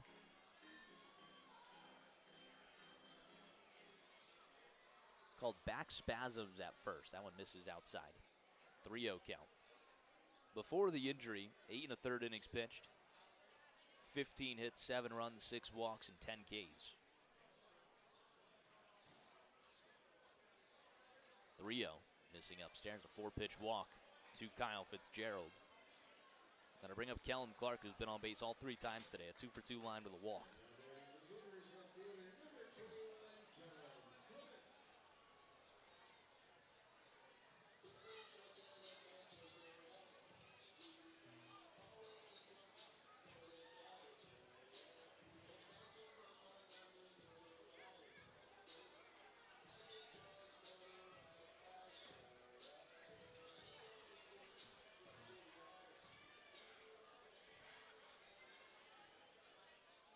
First pitch to Clark, swing and a miss.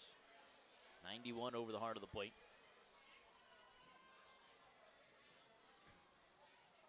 Harajli enters today with a 1-0 record and a 7.56 ERA.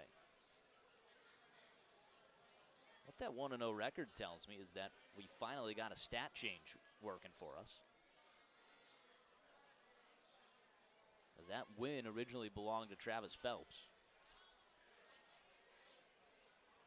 But it was Harajli's win.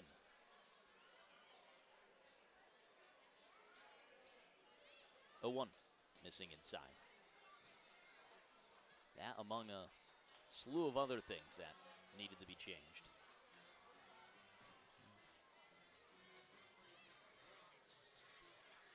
Let's see. Runner takes off at first, 1-1. In there for a strike throw down to second. Not in time. Stolen base for Fitzgerald.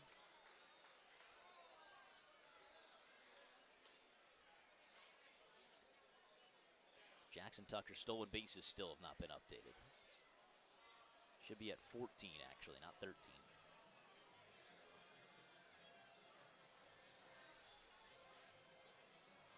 There was an appearance for Max Whitesell as well when he got an extra run tacked onto him. That should have gone to Blake Donnan instead. For that, I'd have to go all the way back to the first series to see that. I believe it was the May 8th game. And that was corrected. Perfect.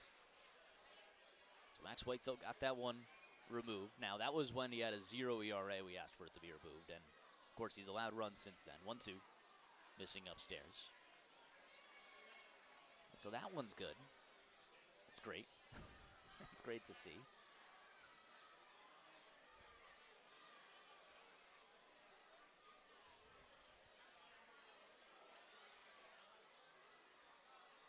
Two-two. Ground ball over towards the second baseman. Schoenfeld gloves it. Throw on to first is in time. 4-3 on the put-away. Fitzgerald over to third. 2 outs and a runner 90 feet away for Derek Andy Arena. Andy Arena has been held in check today, 0 for 3. Started his professional career on a torrid pace, including a 3 for 5 line yesterday. 3 RBIs.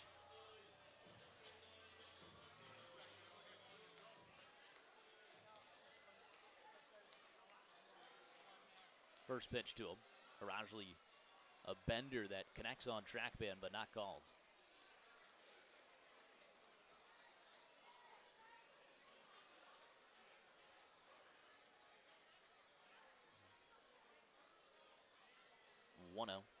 Off speed in there for a strike.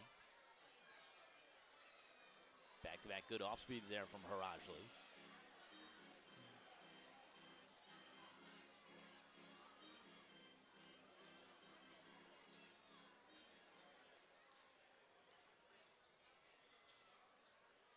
One.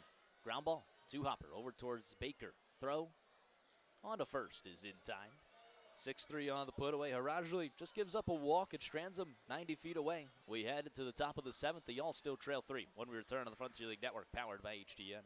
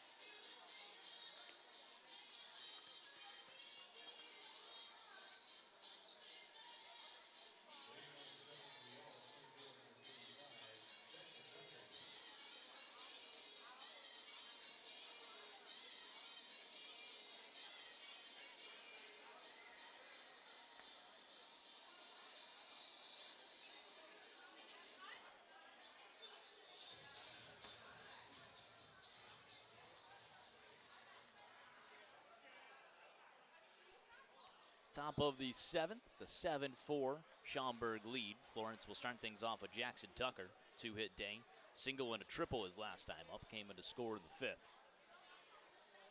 Say Hoops Hangout pitching change. Looking for a spot to open your favorite Pokemon or baseball trading cards. Visit former Reds reliever J.J. Hoover, who's Hangout today. 405 Washington Street, Suite D in Alexandria. Swing and a miss. Holland Towns is the new pitcher in for Schaumburg. Relieves Shears. Inning pitch, 1 hit, no runs, 2 walks, and 2 Ks. 1-1 shows bunt, pulls back and misses. Travis Phelps going to warm up for Florence.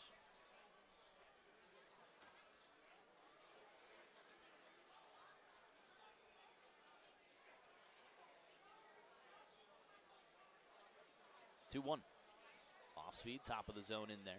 2-2.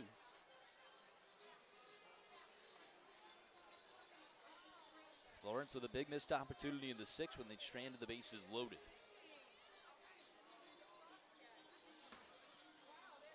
9 outs to play with now. Trailing 3, or threatening being swept.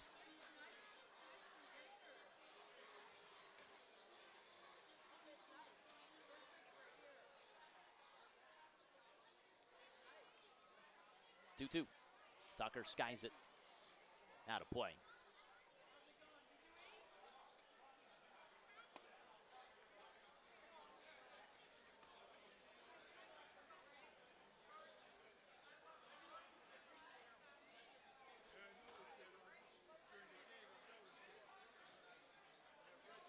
Slider, swing and a miss.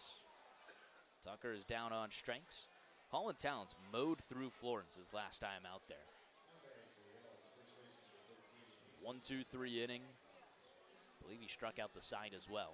Picks up another strikeout. Again, Florence has just not been able to get to the Schaumburg bullpen at all. They've had multiple times where it's an inning like Shears just had. Florence threatens and can't come up with it. That one's fouled away down the first base line. And all of a sudden it ends up like, oh, Shears, 1 inning pitch, 1 hit, 2 walks, 2 Ks, didn't allow a run. It's, decent outing. Wasn't really the case.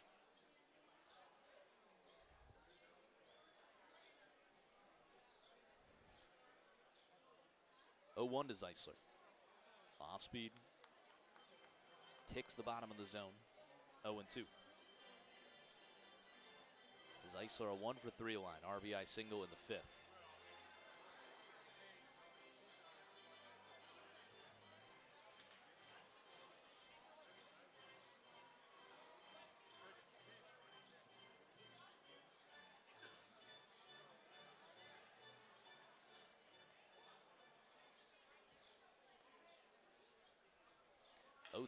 Zeisler cranks that one out towards right field. On the run is Andy Arena. He's not going to slide and grab. Wow, I thought that bounced. But a call for the first base umpire. That would be Miguel Cruz saying he did catch that fully on the run. Take another replay at that. We have it on HTN. I'm blocked by a little bit of a window here, so I did have to move over.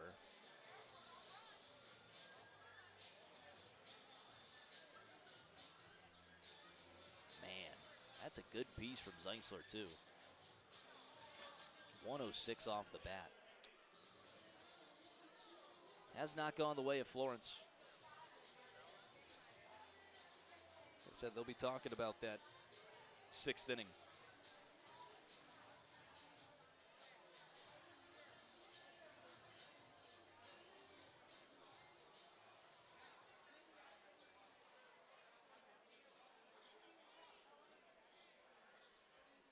First pitch to Bobo.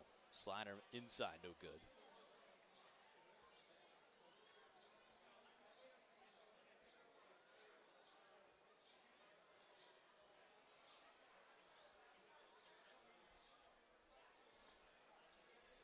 Fastball catches the outer half.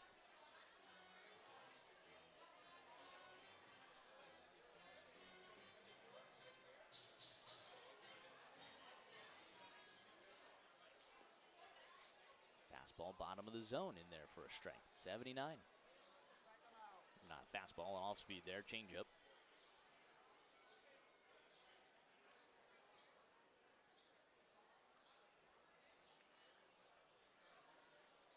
1-2, missing outside.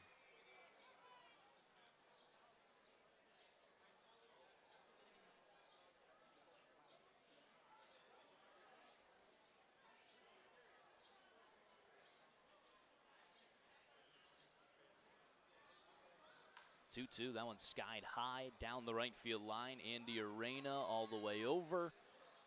Foul ball.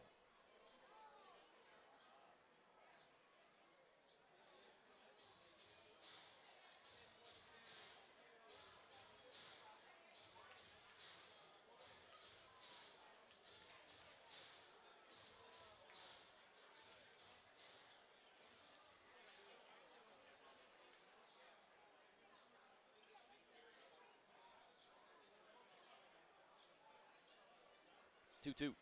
Off speed, called strike three. A 1-2-3 frame from Towns.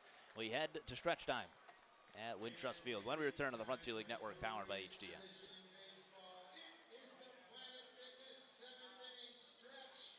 Sock, you got a bunch of friends with you down there. Have you been warming up? Oh, yes, we have, Brendan. I'm in section B with Camp Roselle, and we are ready for the 7th inning stretch. Hey!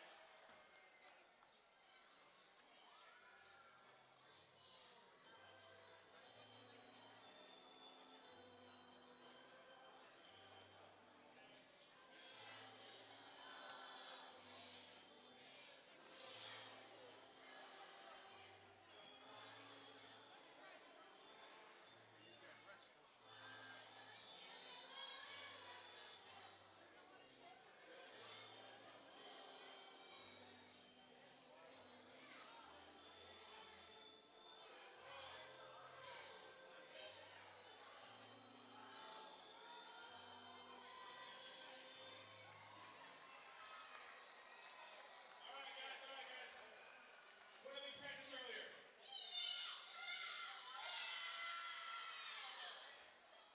You heard here, Brendan? Stay cool this summer with Schaumburg's own residential heating and cooling. Bookers fans save $60 off your first AC tune-up. If your system isn't working, enjoy a free service call. Any repair or replacement. Get a home run on your home comfort, free in-home estimates. Take 40% on all in-stock air conditioner replacements now through June 30th.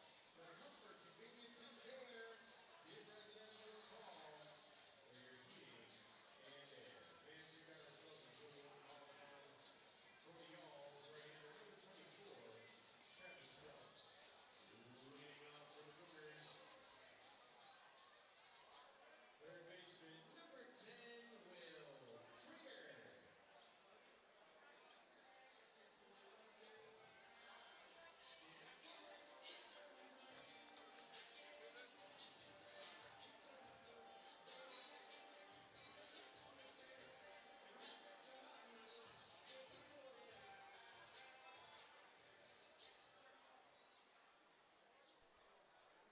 Travis Phelps on the mound for the Y'alls. The Lee's Famous Recipe Chicken pitching change with a new wing coming into the game. You can pick up the best wings in the tri-state area.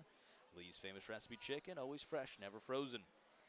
Travis Phelps in for Ahmad Harajli. His return from the IL. Harajli goes an inning pitched, allows no hits, no runs, one walk, and no strikeouts. Good outing there for the big righty. Now it's Phelps with a 2-0 count against Will Prater. 7-8-9 due up for Schaumburg. Florence has held them scoreless. Last two innings. Y'alls will warm up Aiden McAvoy in what is just going to be an outing to keep him up to date. 3-0 missing. 4-pitch walk to start off the outing from Travis Phelps. We mentioned the struggles of having, your best reliever as the closer. You have to be winning ball games to bring him in.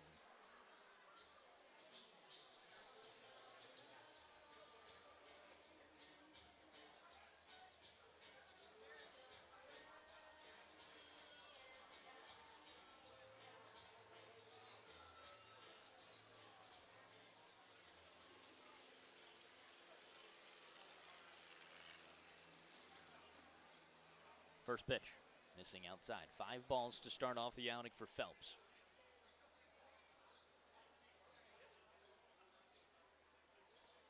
Phelps turned a little bit of a corner, 3 scoreless innings on a streak there. Last 2 times out, 3 against Gateway. That one takes off. Throw goes down to second, tag applied. Not in time. In and out of the glove of Shaney Felt. That was a good throw there from Zach Beadle. Stolen base now for Will Prater.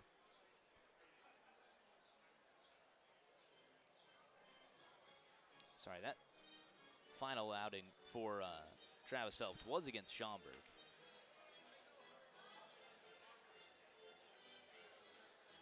An inning pitched earlier this week, Tuesday. The Y'alls trailing in that game. Travis Phelps was able to close it out. Harrison DeNicola and Zach Westcott manning the helm right now.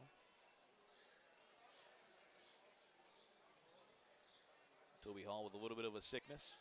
So Westcott goes out to calm down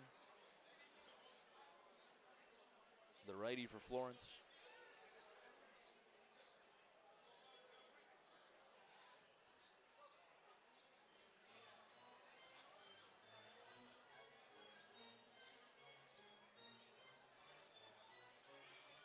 Runner on second, nobody out.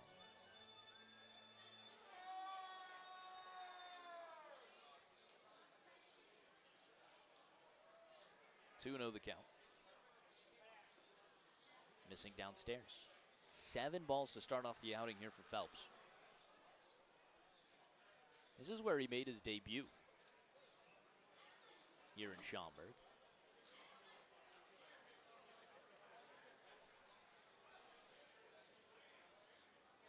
(3-0). In there for a strike, 3-1.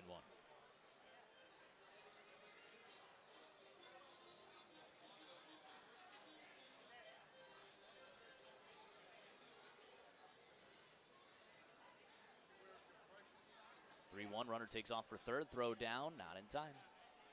Had to be a little bit of a scoop there from Broussard to keep that in play. Florence has been eaten alive by the Schaumburg Boomers on the base paths. I mean, eaten alive. There was also a walk on that ball. So now runners at the corners. Nobody out.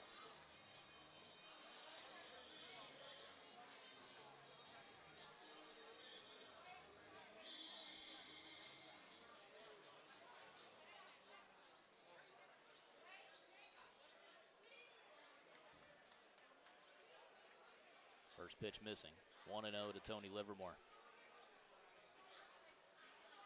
Gonna have to get into our This State Baseball history. Always brought to you by Furniture Fair. Style, comfort, value. That's the Furniture Fair promise. Visit your local showroom or shop online at FurnitureFair.net. 2-0.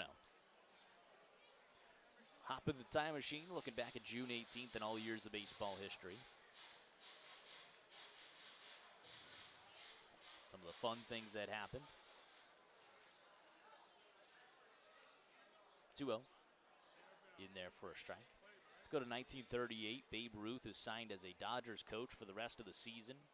He is in uniform for batting demonstrations the following day.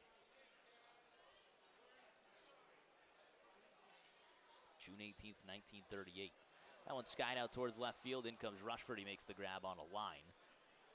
No movement on the base paths for out number 1. Back to the top of the order, and Alec Craig.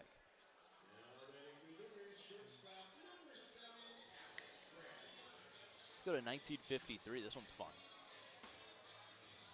Red Sox rookie outfielder Gene Stevens becomes the only AL player to get 3 hits in the same inning as Boston scores 17 in the 7th in a 23-3 romp over Detroit. Florence is going to make a call to the bullpen. Aiden McAvoy will enter with runners at the corners and 1 away. Travis Phelps' night is done when we return to the Frontier League Network, powered by HDN.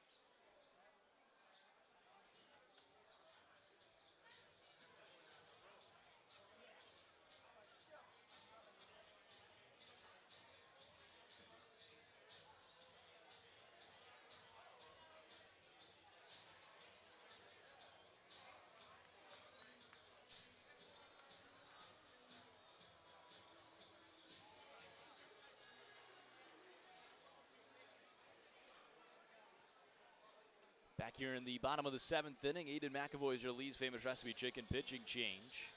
Visit Lee's Famous Recipe Chicken. Always fresh, never frozen. Runners at the corners, 1 away. Top of the order, Alec Craig at the plate. Craig, 2 for 3 today with a walk and 3 runs scored. Flied out to left field. It's the only time Florence has been able to retire him today. Fastball in there for a strike. Florence is going to use up McAvoy here.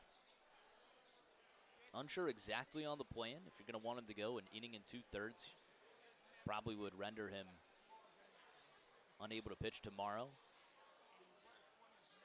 But again, you have to eventually get him in. That one's skied foul. Travis Phelps, 3rd of an inning, no hits, no runs, 2 walks, and no Ks.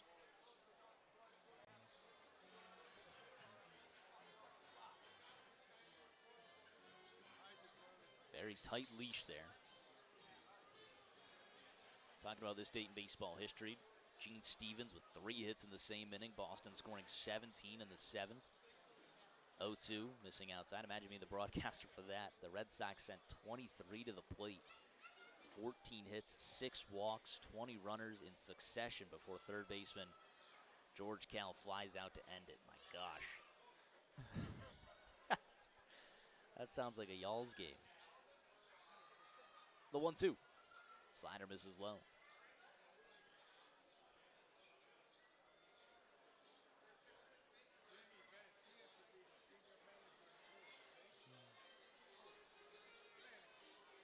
Two and 2 with 1 away.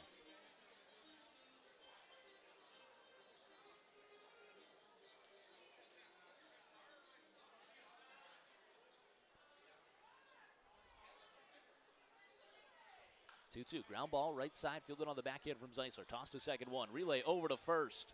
Not in time. Awkward play there from Schoenfeld. Run comes in to score. It's 8-4.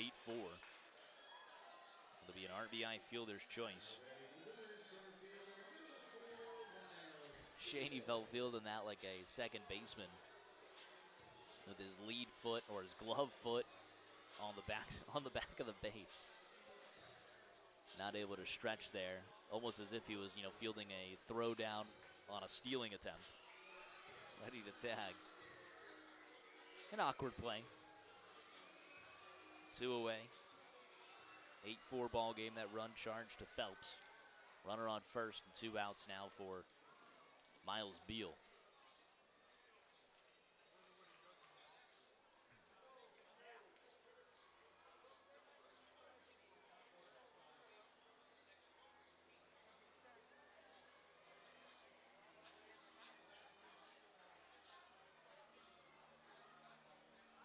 The 1-0. Missing downstairs.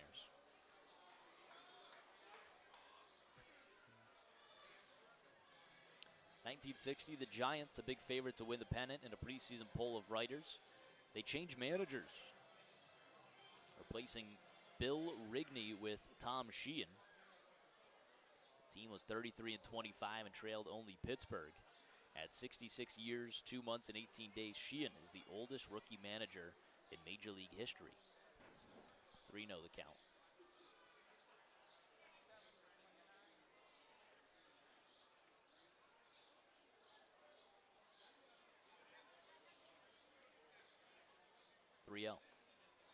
In there for a strike.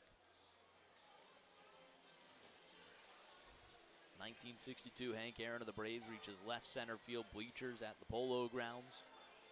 Second player to find center field bleachers in 2 days and only the 3rd ever. Braves win 7-1. What were the Polo Ground dimensions? Obviously, straightaway center field was like a moonshot. That one misses inside a 5-pitch walk. First and second, 2 away for the reigning Frontier League MVP.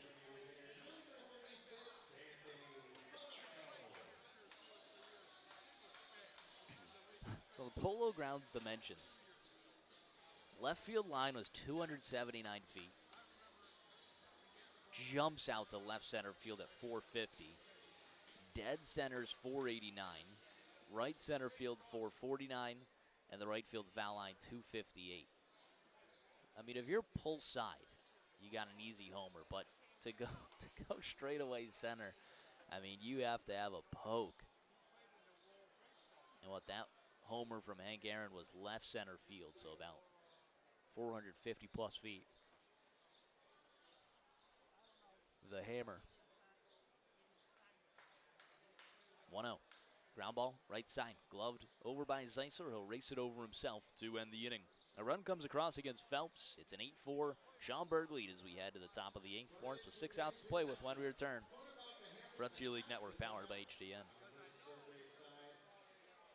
Sock looks like he's all set up there on the first base side. Tell us about the rules of this fun. Oh, Brendan, it's a lovely game of fire crush catch. We have the catchers down here, the first base side, and we have the throwers down there on the third base side. This game is very simple. We have about 5 spot plushies right here.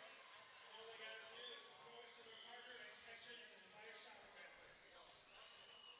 Are we ready on this side? Are we ready on the third base side? We are. Let's get started in 3, 2, 1, go. We got one out. Next time I come to we got this one. We got him down the third base side. We got 2. Maybe I'll be out. Oh, yeah, way down there. We got it. The throwers are gone. Don't worry, guys. Don't worry. Don't worry. We're all working today. That was very smooth, you guys. Can I get a go, Boomers? Back to you, Brennan. Fancy got ourselves a Julie Wynn going down for the Boomers right-hander. Number 8, Wyatt Cameron. And the evening is brought to you by Spiteful Brewing, and brought to you by Boomers fans to drink responsibly and get safe.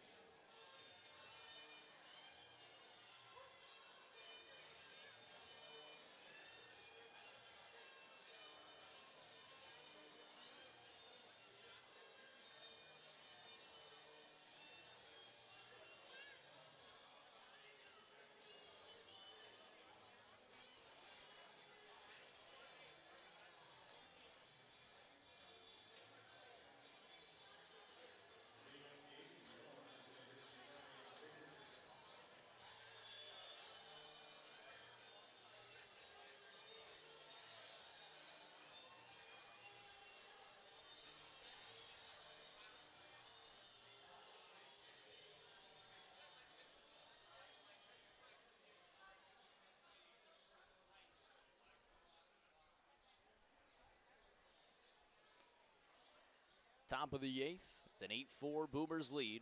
Richardson will lead things off. Another Hooves Hangout pitching change. In for Holland Towns will be Wyatt Cameron. Florence let him off the hook yesterday, stranding runners second and third. The Alls have 6 outs to play with, trailing 4. Big swing and a miss. 1-1 the count. Richardson single back in the 6th. He's 1 for 3 today. Reached on a fielder's choice and came in to score in the second.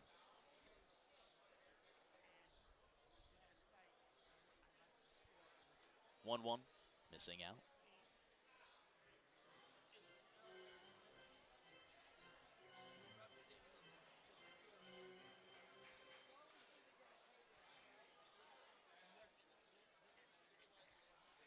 Two one. Upstairs no good. 3-1.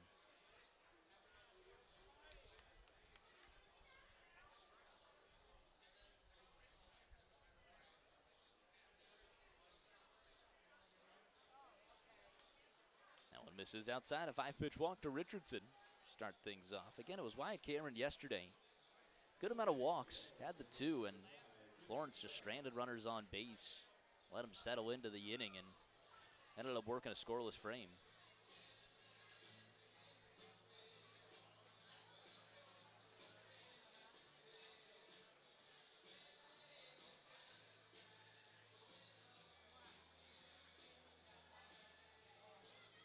Brings up Garrett Broussard. Broussard 1 for 2 with a double. Runs scored in the second. Fouls that one away. He walked his last time up.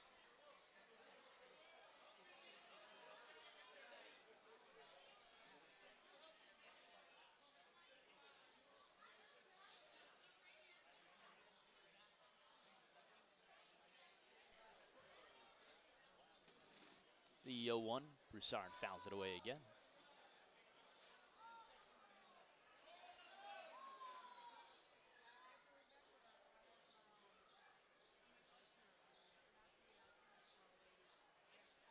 0-2 count, runner on first and nobody out. The 0-2 pitch, slider, called strike 3, dots up the outer half. Really good pitch there from Cameron. 22-30 on the spin rate to sit down Broussard. Out number 1 of the inning.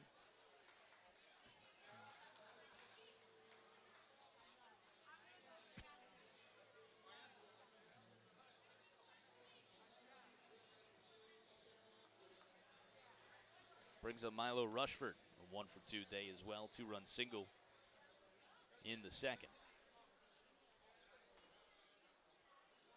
First pitch in there for a strike.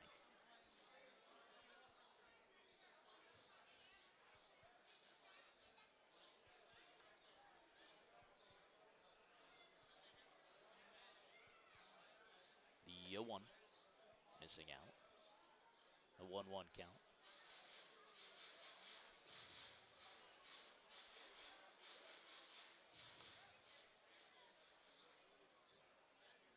Runner on first, Richardson. 1-1 pitch upstairs, 2-1.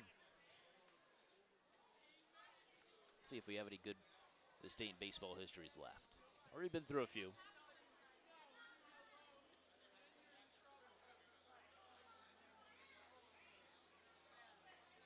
Two-one off-speed breaker in there for a strike. 1975, Boston rookie Fred Lynn drives in 10 runs with 3 home runs, a triple, and a single during a 15-1 drubbing of Detroit. Lynn's 16 total bases tie an AL record. Ground ball over towards the pitcher, toss to second one, relay over to first, not in time. Fielder's choice, 1-6 on the put away. Brings up Dylan Baker. Walked his last time up.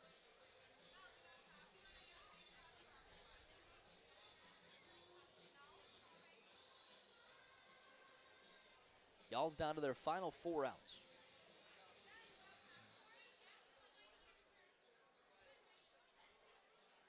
Be the second time they've been swept this season, dropping them to 4 games above 500.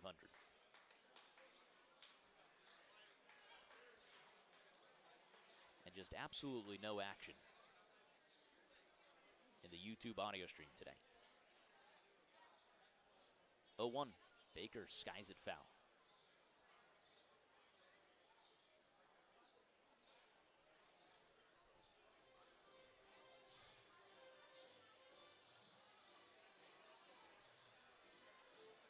Fred Lynn with a great rookie season for Boston, 1975.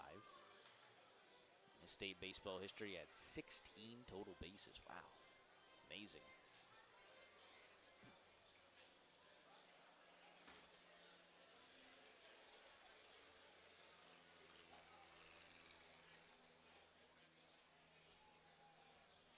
Oh, 2 to Baker, swing and a miss. Good afternoon, good evening, and good night. Wide Cameron picks up 2 Ks in a quiet 8th inning. We head to the bottom of the 8th when we return to the Frontier League Network, powered by HDN. Chicago Birds Night. It's our ultimate identity night honoring the amazing communities that make up Chicagoland. From Schaumburg to Naperville, Elgin to Harlingen Heights, serving suburban pride to the golf club. Be sure to check out exclusive Chicago Birds merchandise, including the brand new 847 hats, available now in the team store. Grab your friends, rep your hometown, and don't miss this night, celebrating everything that makes the Chicago Birds special. Injured during the game or staying active this season? Skip to the ER. Visit Ortho Access Immediate Care from Illinois Bone and Joint Institute. Expert orthopedic care right when you need it. Illinois' largest orthopedic group and proud partners of the Schaumburg Lions. From installation and service to maintenance and COVID-5 compliance testing, Fox Valley Fire and Safety does it all. We're your one-stop shop for all things fire safety. Contact us today to see how we can help you keep your business or facility safe.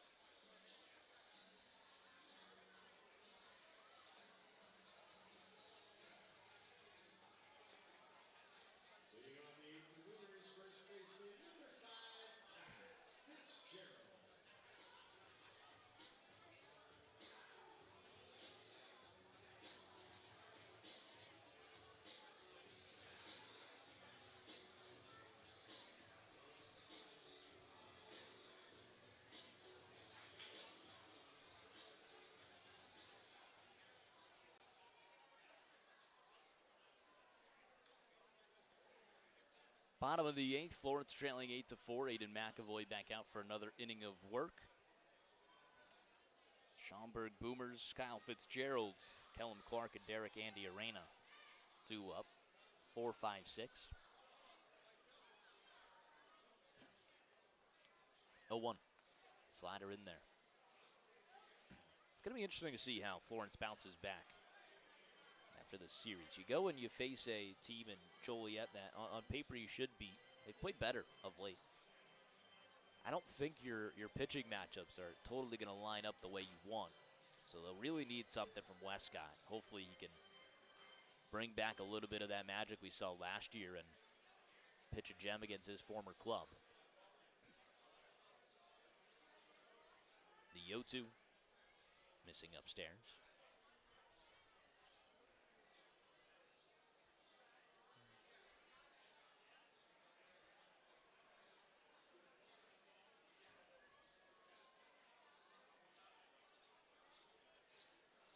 One, two. Punch right behind home plate, foul ball. Do it in again.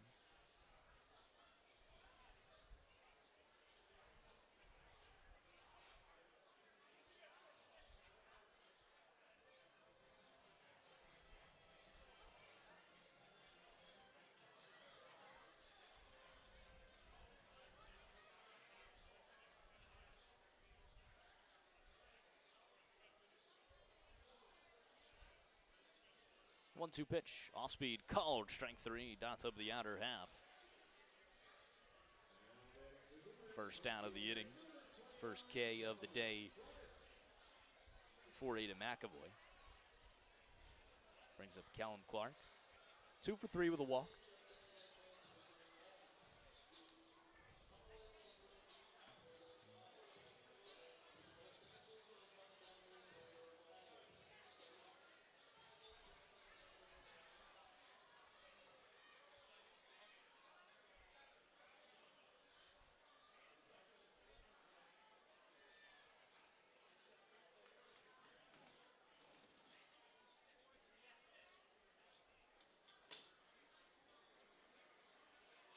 Oh, 1, missing upstairs.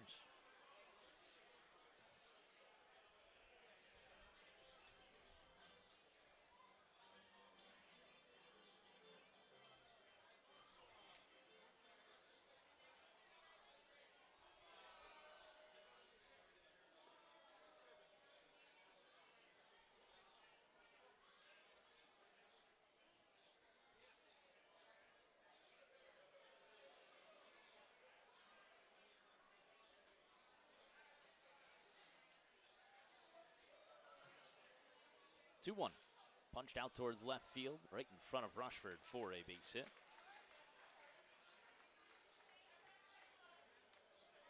Derek Andy Arena will dig in. Guess this is the inning for our Rip That Pack.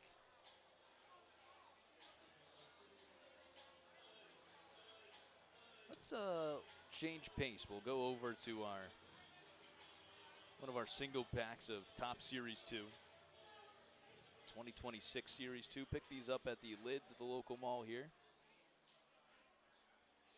Actually in a hanger box, pulled a Bryce Eldridge numbered out of 75, which is currently going for $100 online. So pretty good pull yesterday on our quick mall trip before the game. Let's see if we can keep the same luck here. After pulling the Topps Chrome update, we'll switch over to our 2026 Series 2.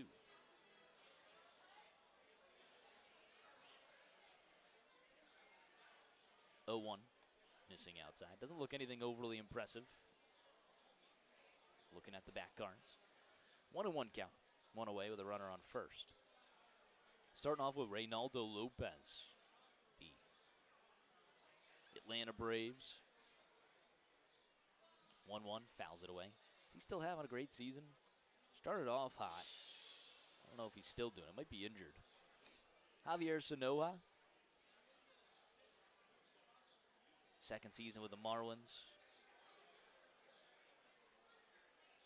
Utility man there. Then Nathan Eovaldi, one of the unsung pitchers in Major League Baseball. Evaldi always just seems to have a great season. Pitching for the Rangers. Aroldis Chapman. As long as Boston continues to struggle, I expect Chapman to get traded at the deadline. The 1-2, fouls it away. Matt Wallner, outfielder for the Twins. Anthony Santander, what a postseason he had in the World Series run for the Blue Jays, and then came back this year and was out for the season almost immediately.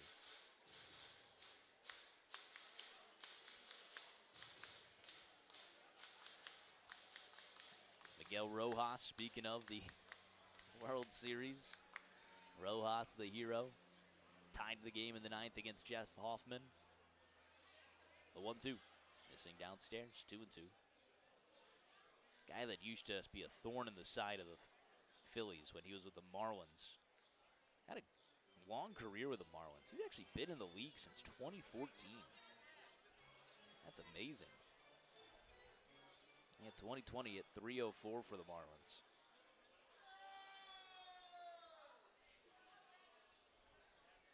Two-two. Slider way outside. Now a full count. Shane Baz, the starter for the Orioles, wants the Rays. Big-time trade in the offseason. Baz has just not done what he needed to do with the Orioles so far. Or not what they expected him to do.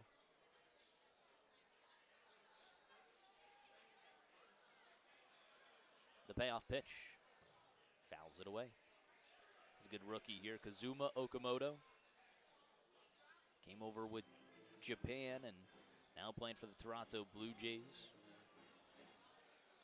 Another good rookie, Chase DeLauder. He had a hot start. One of the top prospects for the Guardians. Has cooled down since.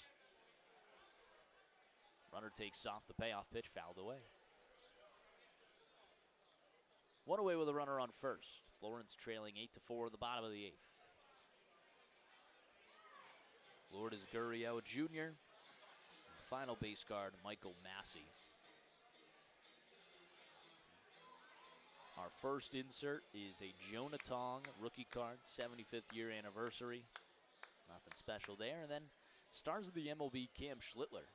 I know Hank Zeisler had pulled this card recently. Not a bad one, nothing special, but it's a cool card, cool looking card. And Schlittler, you know, anytime you can get his rookie right now, you'd feel pretty good. He's having a great season. Maybe the rookie of the year.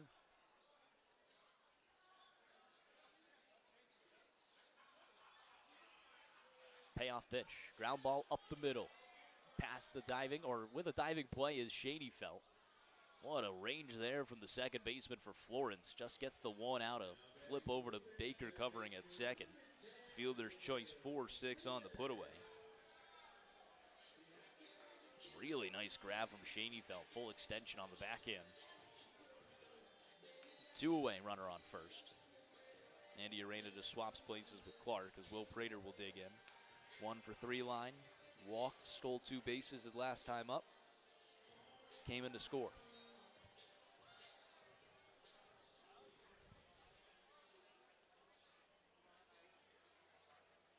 So didn't get much there in that single pack. First pitch in there for a strike.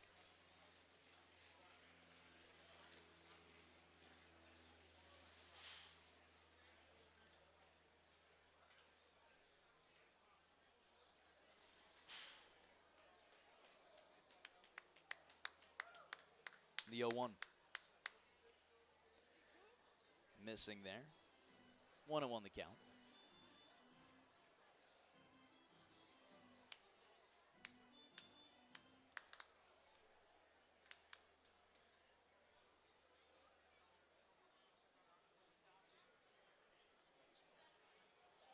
One swing and a miss. Wonder if Dave Brown still has this game going right now on his drive home.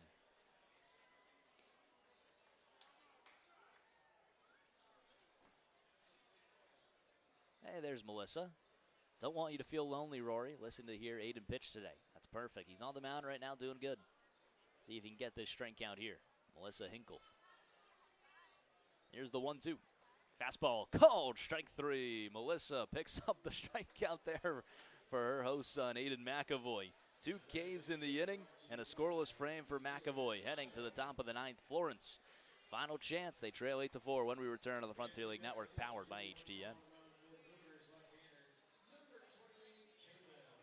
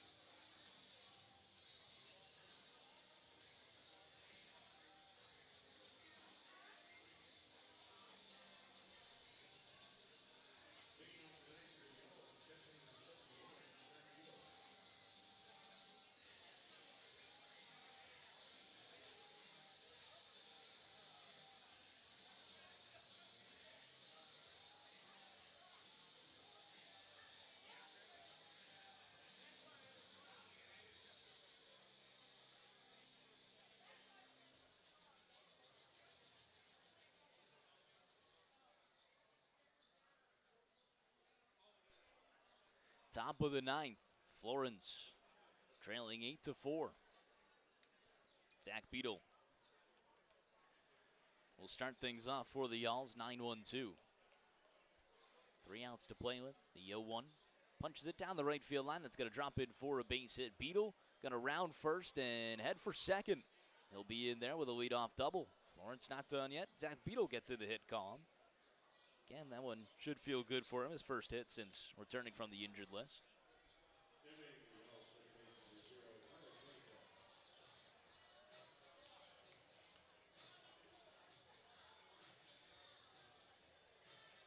Brings up the top of the order in Tyler Schoenfeld.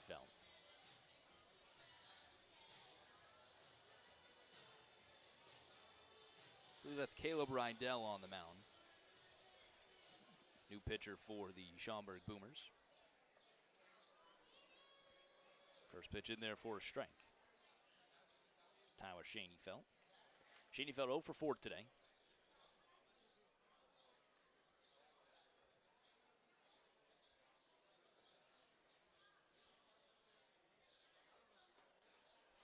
Another one in there.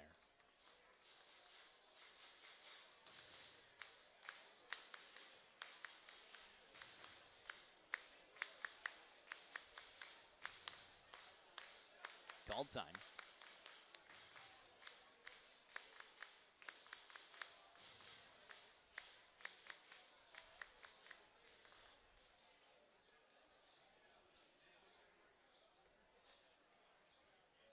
Off speed. Or fastball called strike 3 on the outer half. Did connect on TrackMan just by about an inch there. Sits down Tyler Schoenfeld. Brings up Jackson Tucker, 2 for 4 line. Melissa Henkel said, love the call on the final strike. Tell Aiden he did good. No doubt about that. Appreciate you tuning in, Melissa. First pitch in there for a strike to Jackson Tucker. Going to be a 7:35 Eastern start tomorrow. 6:35 Central. 7:35 Eastern in Joliet. Not a far drive from here. 0-1 missing outside. Also don't have to worry about Florence on a travel day. Florence doesn't have to ride a bus before tomorrow's game. Be able to sleep over in the hotel and should have a nice night.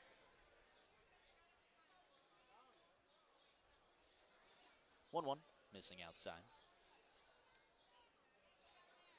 Slammers entering today 12-21. Obviously still to play a ball game. Been playing better of late. Last 10, they're 4 and 6. At a point they were still in the single digits. 2-1 fouled away. I guess everyone at a point was in the single digits, but more recently so.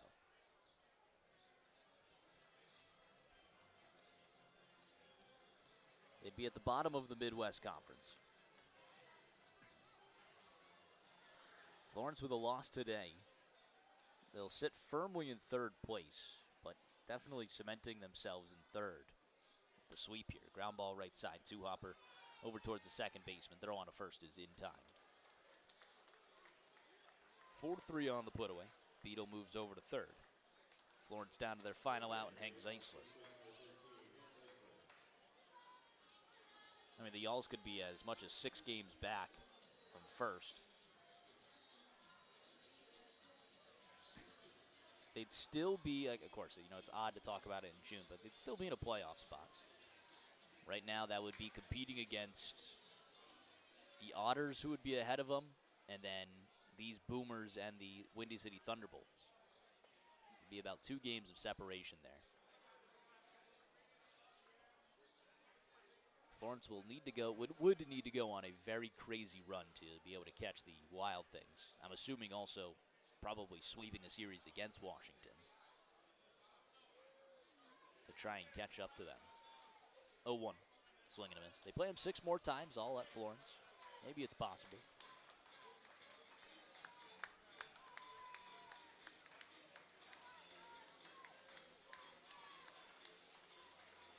Oh and 2. 2 away with a runner on third. 0-2 pitch. Fastball called, strike 3 to end the ball game. That one was off the plate. And Akira Gook just trying to get out of here and have a night. Florence falls 8-4. They are swept down to Schaumburg. Winning pitcher will be Bunny Pindell. Losing pitcher, Evan Webster, draws his 3rd loss, back-to-back tough outings. And just a series that, you felt coming in, the presence of Anthony Calarco might change things. It certainly did, even though Calarco didn't do anything. Games 1 and 2. Seemed like the whole offense for Schaumburg was clicking this entire series. They sweep the Yalls, give them a little bit of payback for what Florence did to them at home. And the Yalls will drop to 20-16, back to 4 games over 500. At one point in this road trip, they were 7 games above 500. Actually entering the series 7 games above 500, a season high. And now they're swept and hoping to get back to winning ways against Joliet. Again, you never want to underestimate an opponent. Joliet has played them significantly tough in my few years being here. The Yalls will regroup. Quick 40-minute drive over to Joliet, maybe an hour. A little bit of traffic. Can never trust Chicago traffic. And they'll do it again tomorrow. It will be Zach Westcott in a spot start because Isaac Milburn placed on the injured list. Westcott will draw the start against his former ball club. Unsure who will be on the mound for the Slammers. Florence will line up Westcott, Bargo, and Lawson.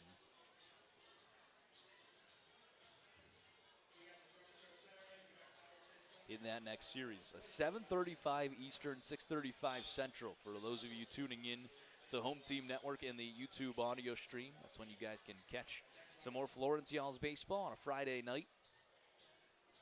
Should be a good night in Joliet, I believe. Maybe some rain later in the series, but tomorrow should be a good night for some baseball. Appreciate you guys tuning in this entire series at Wintrust Field. Unfortunately, just does not go the way of the Yalls. They're swept by the Boomers.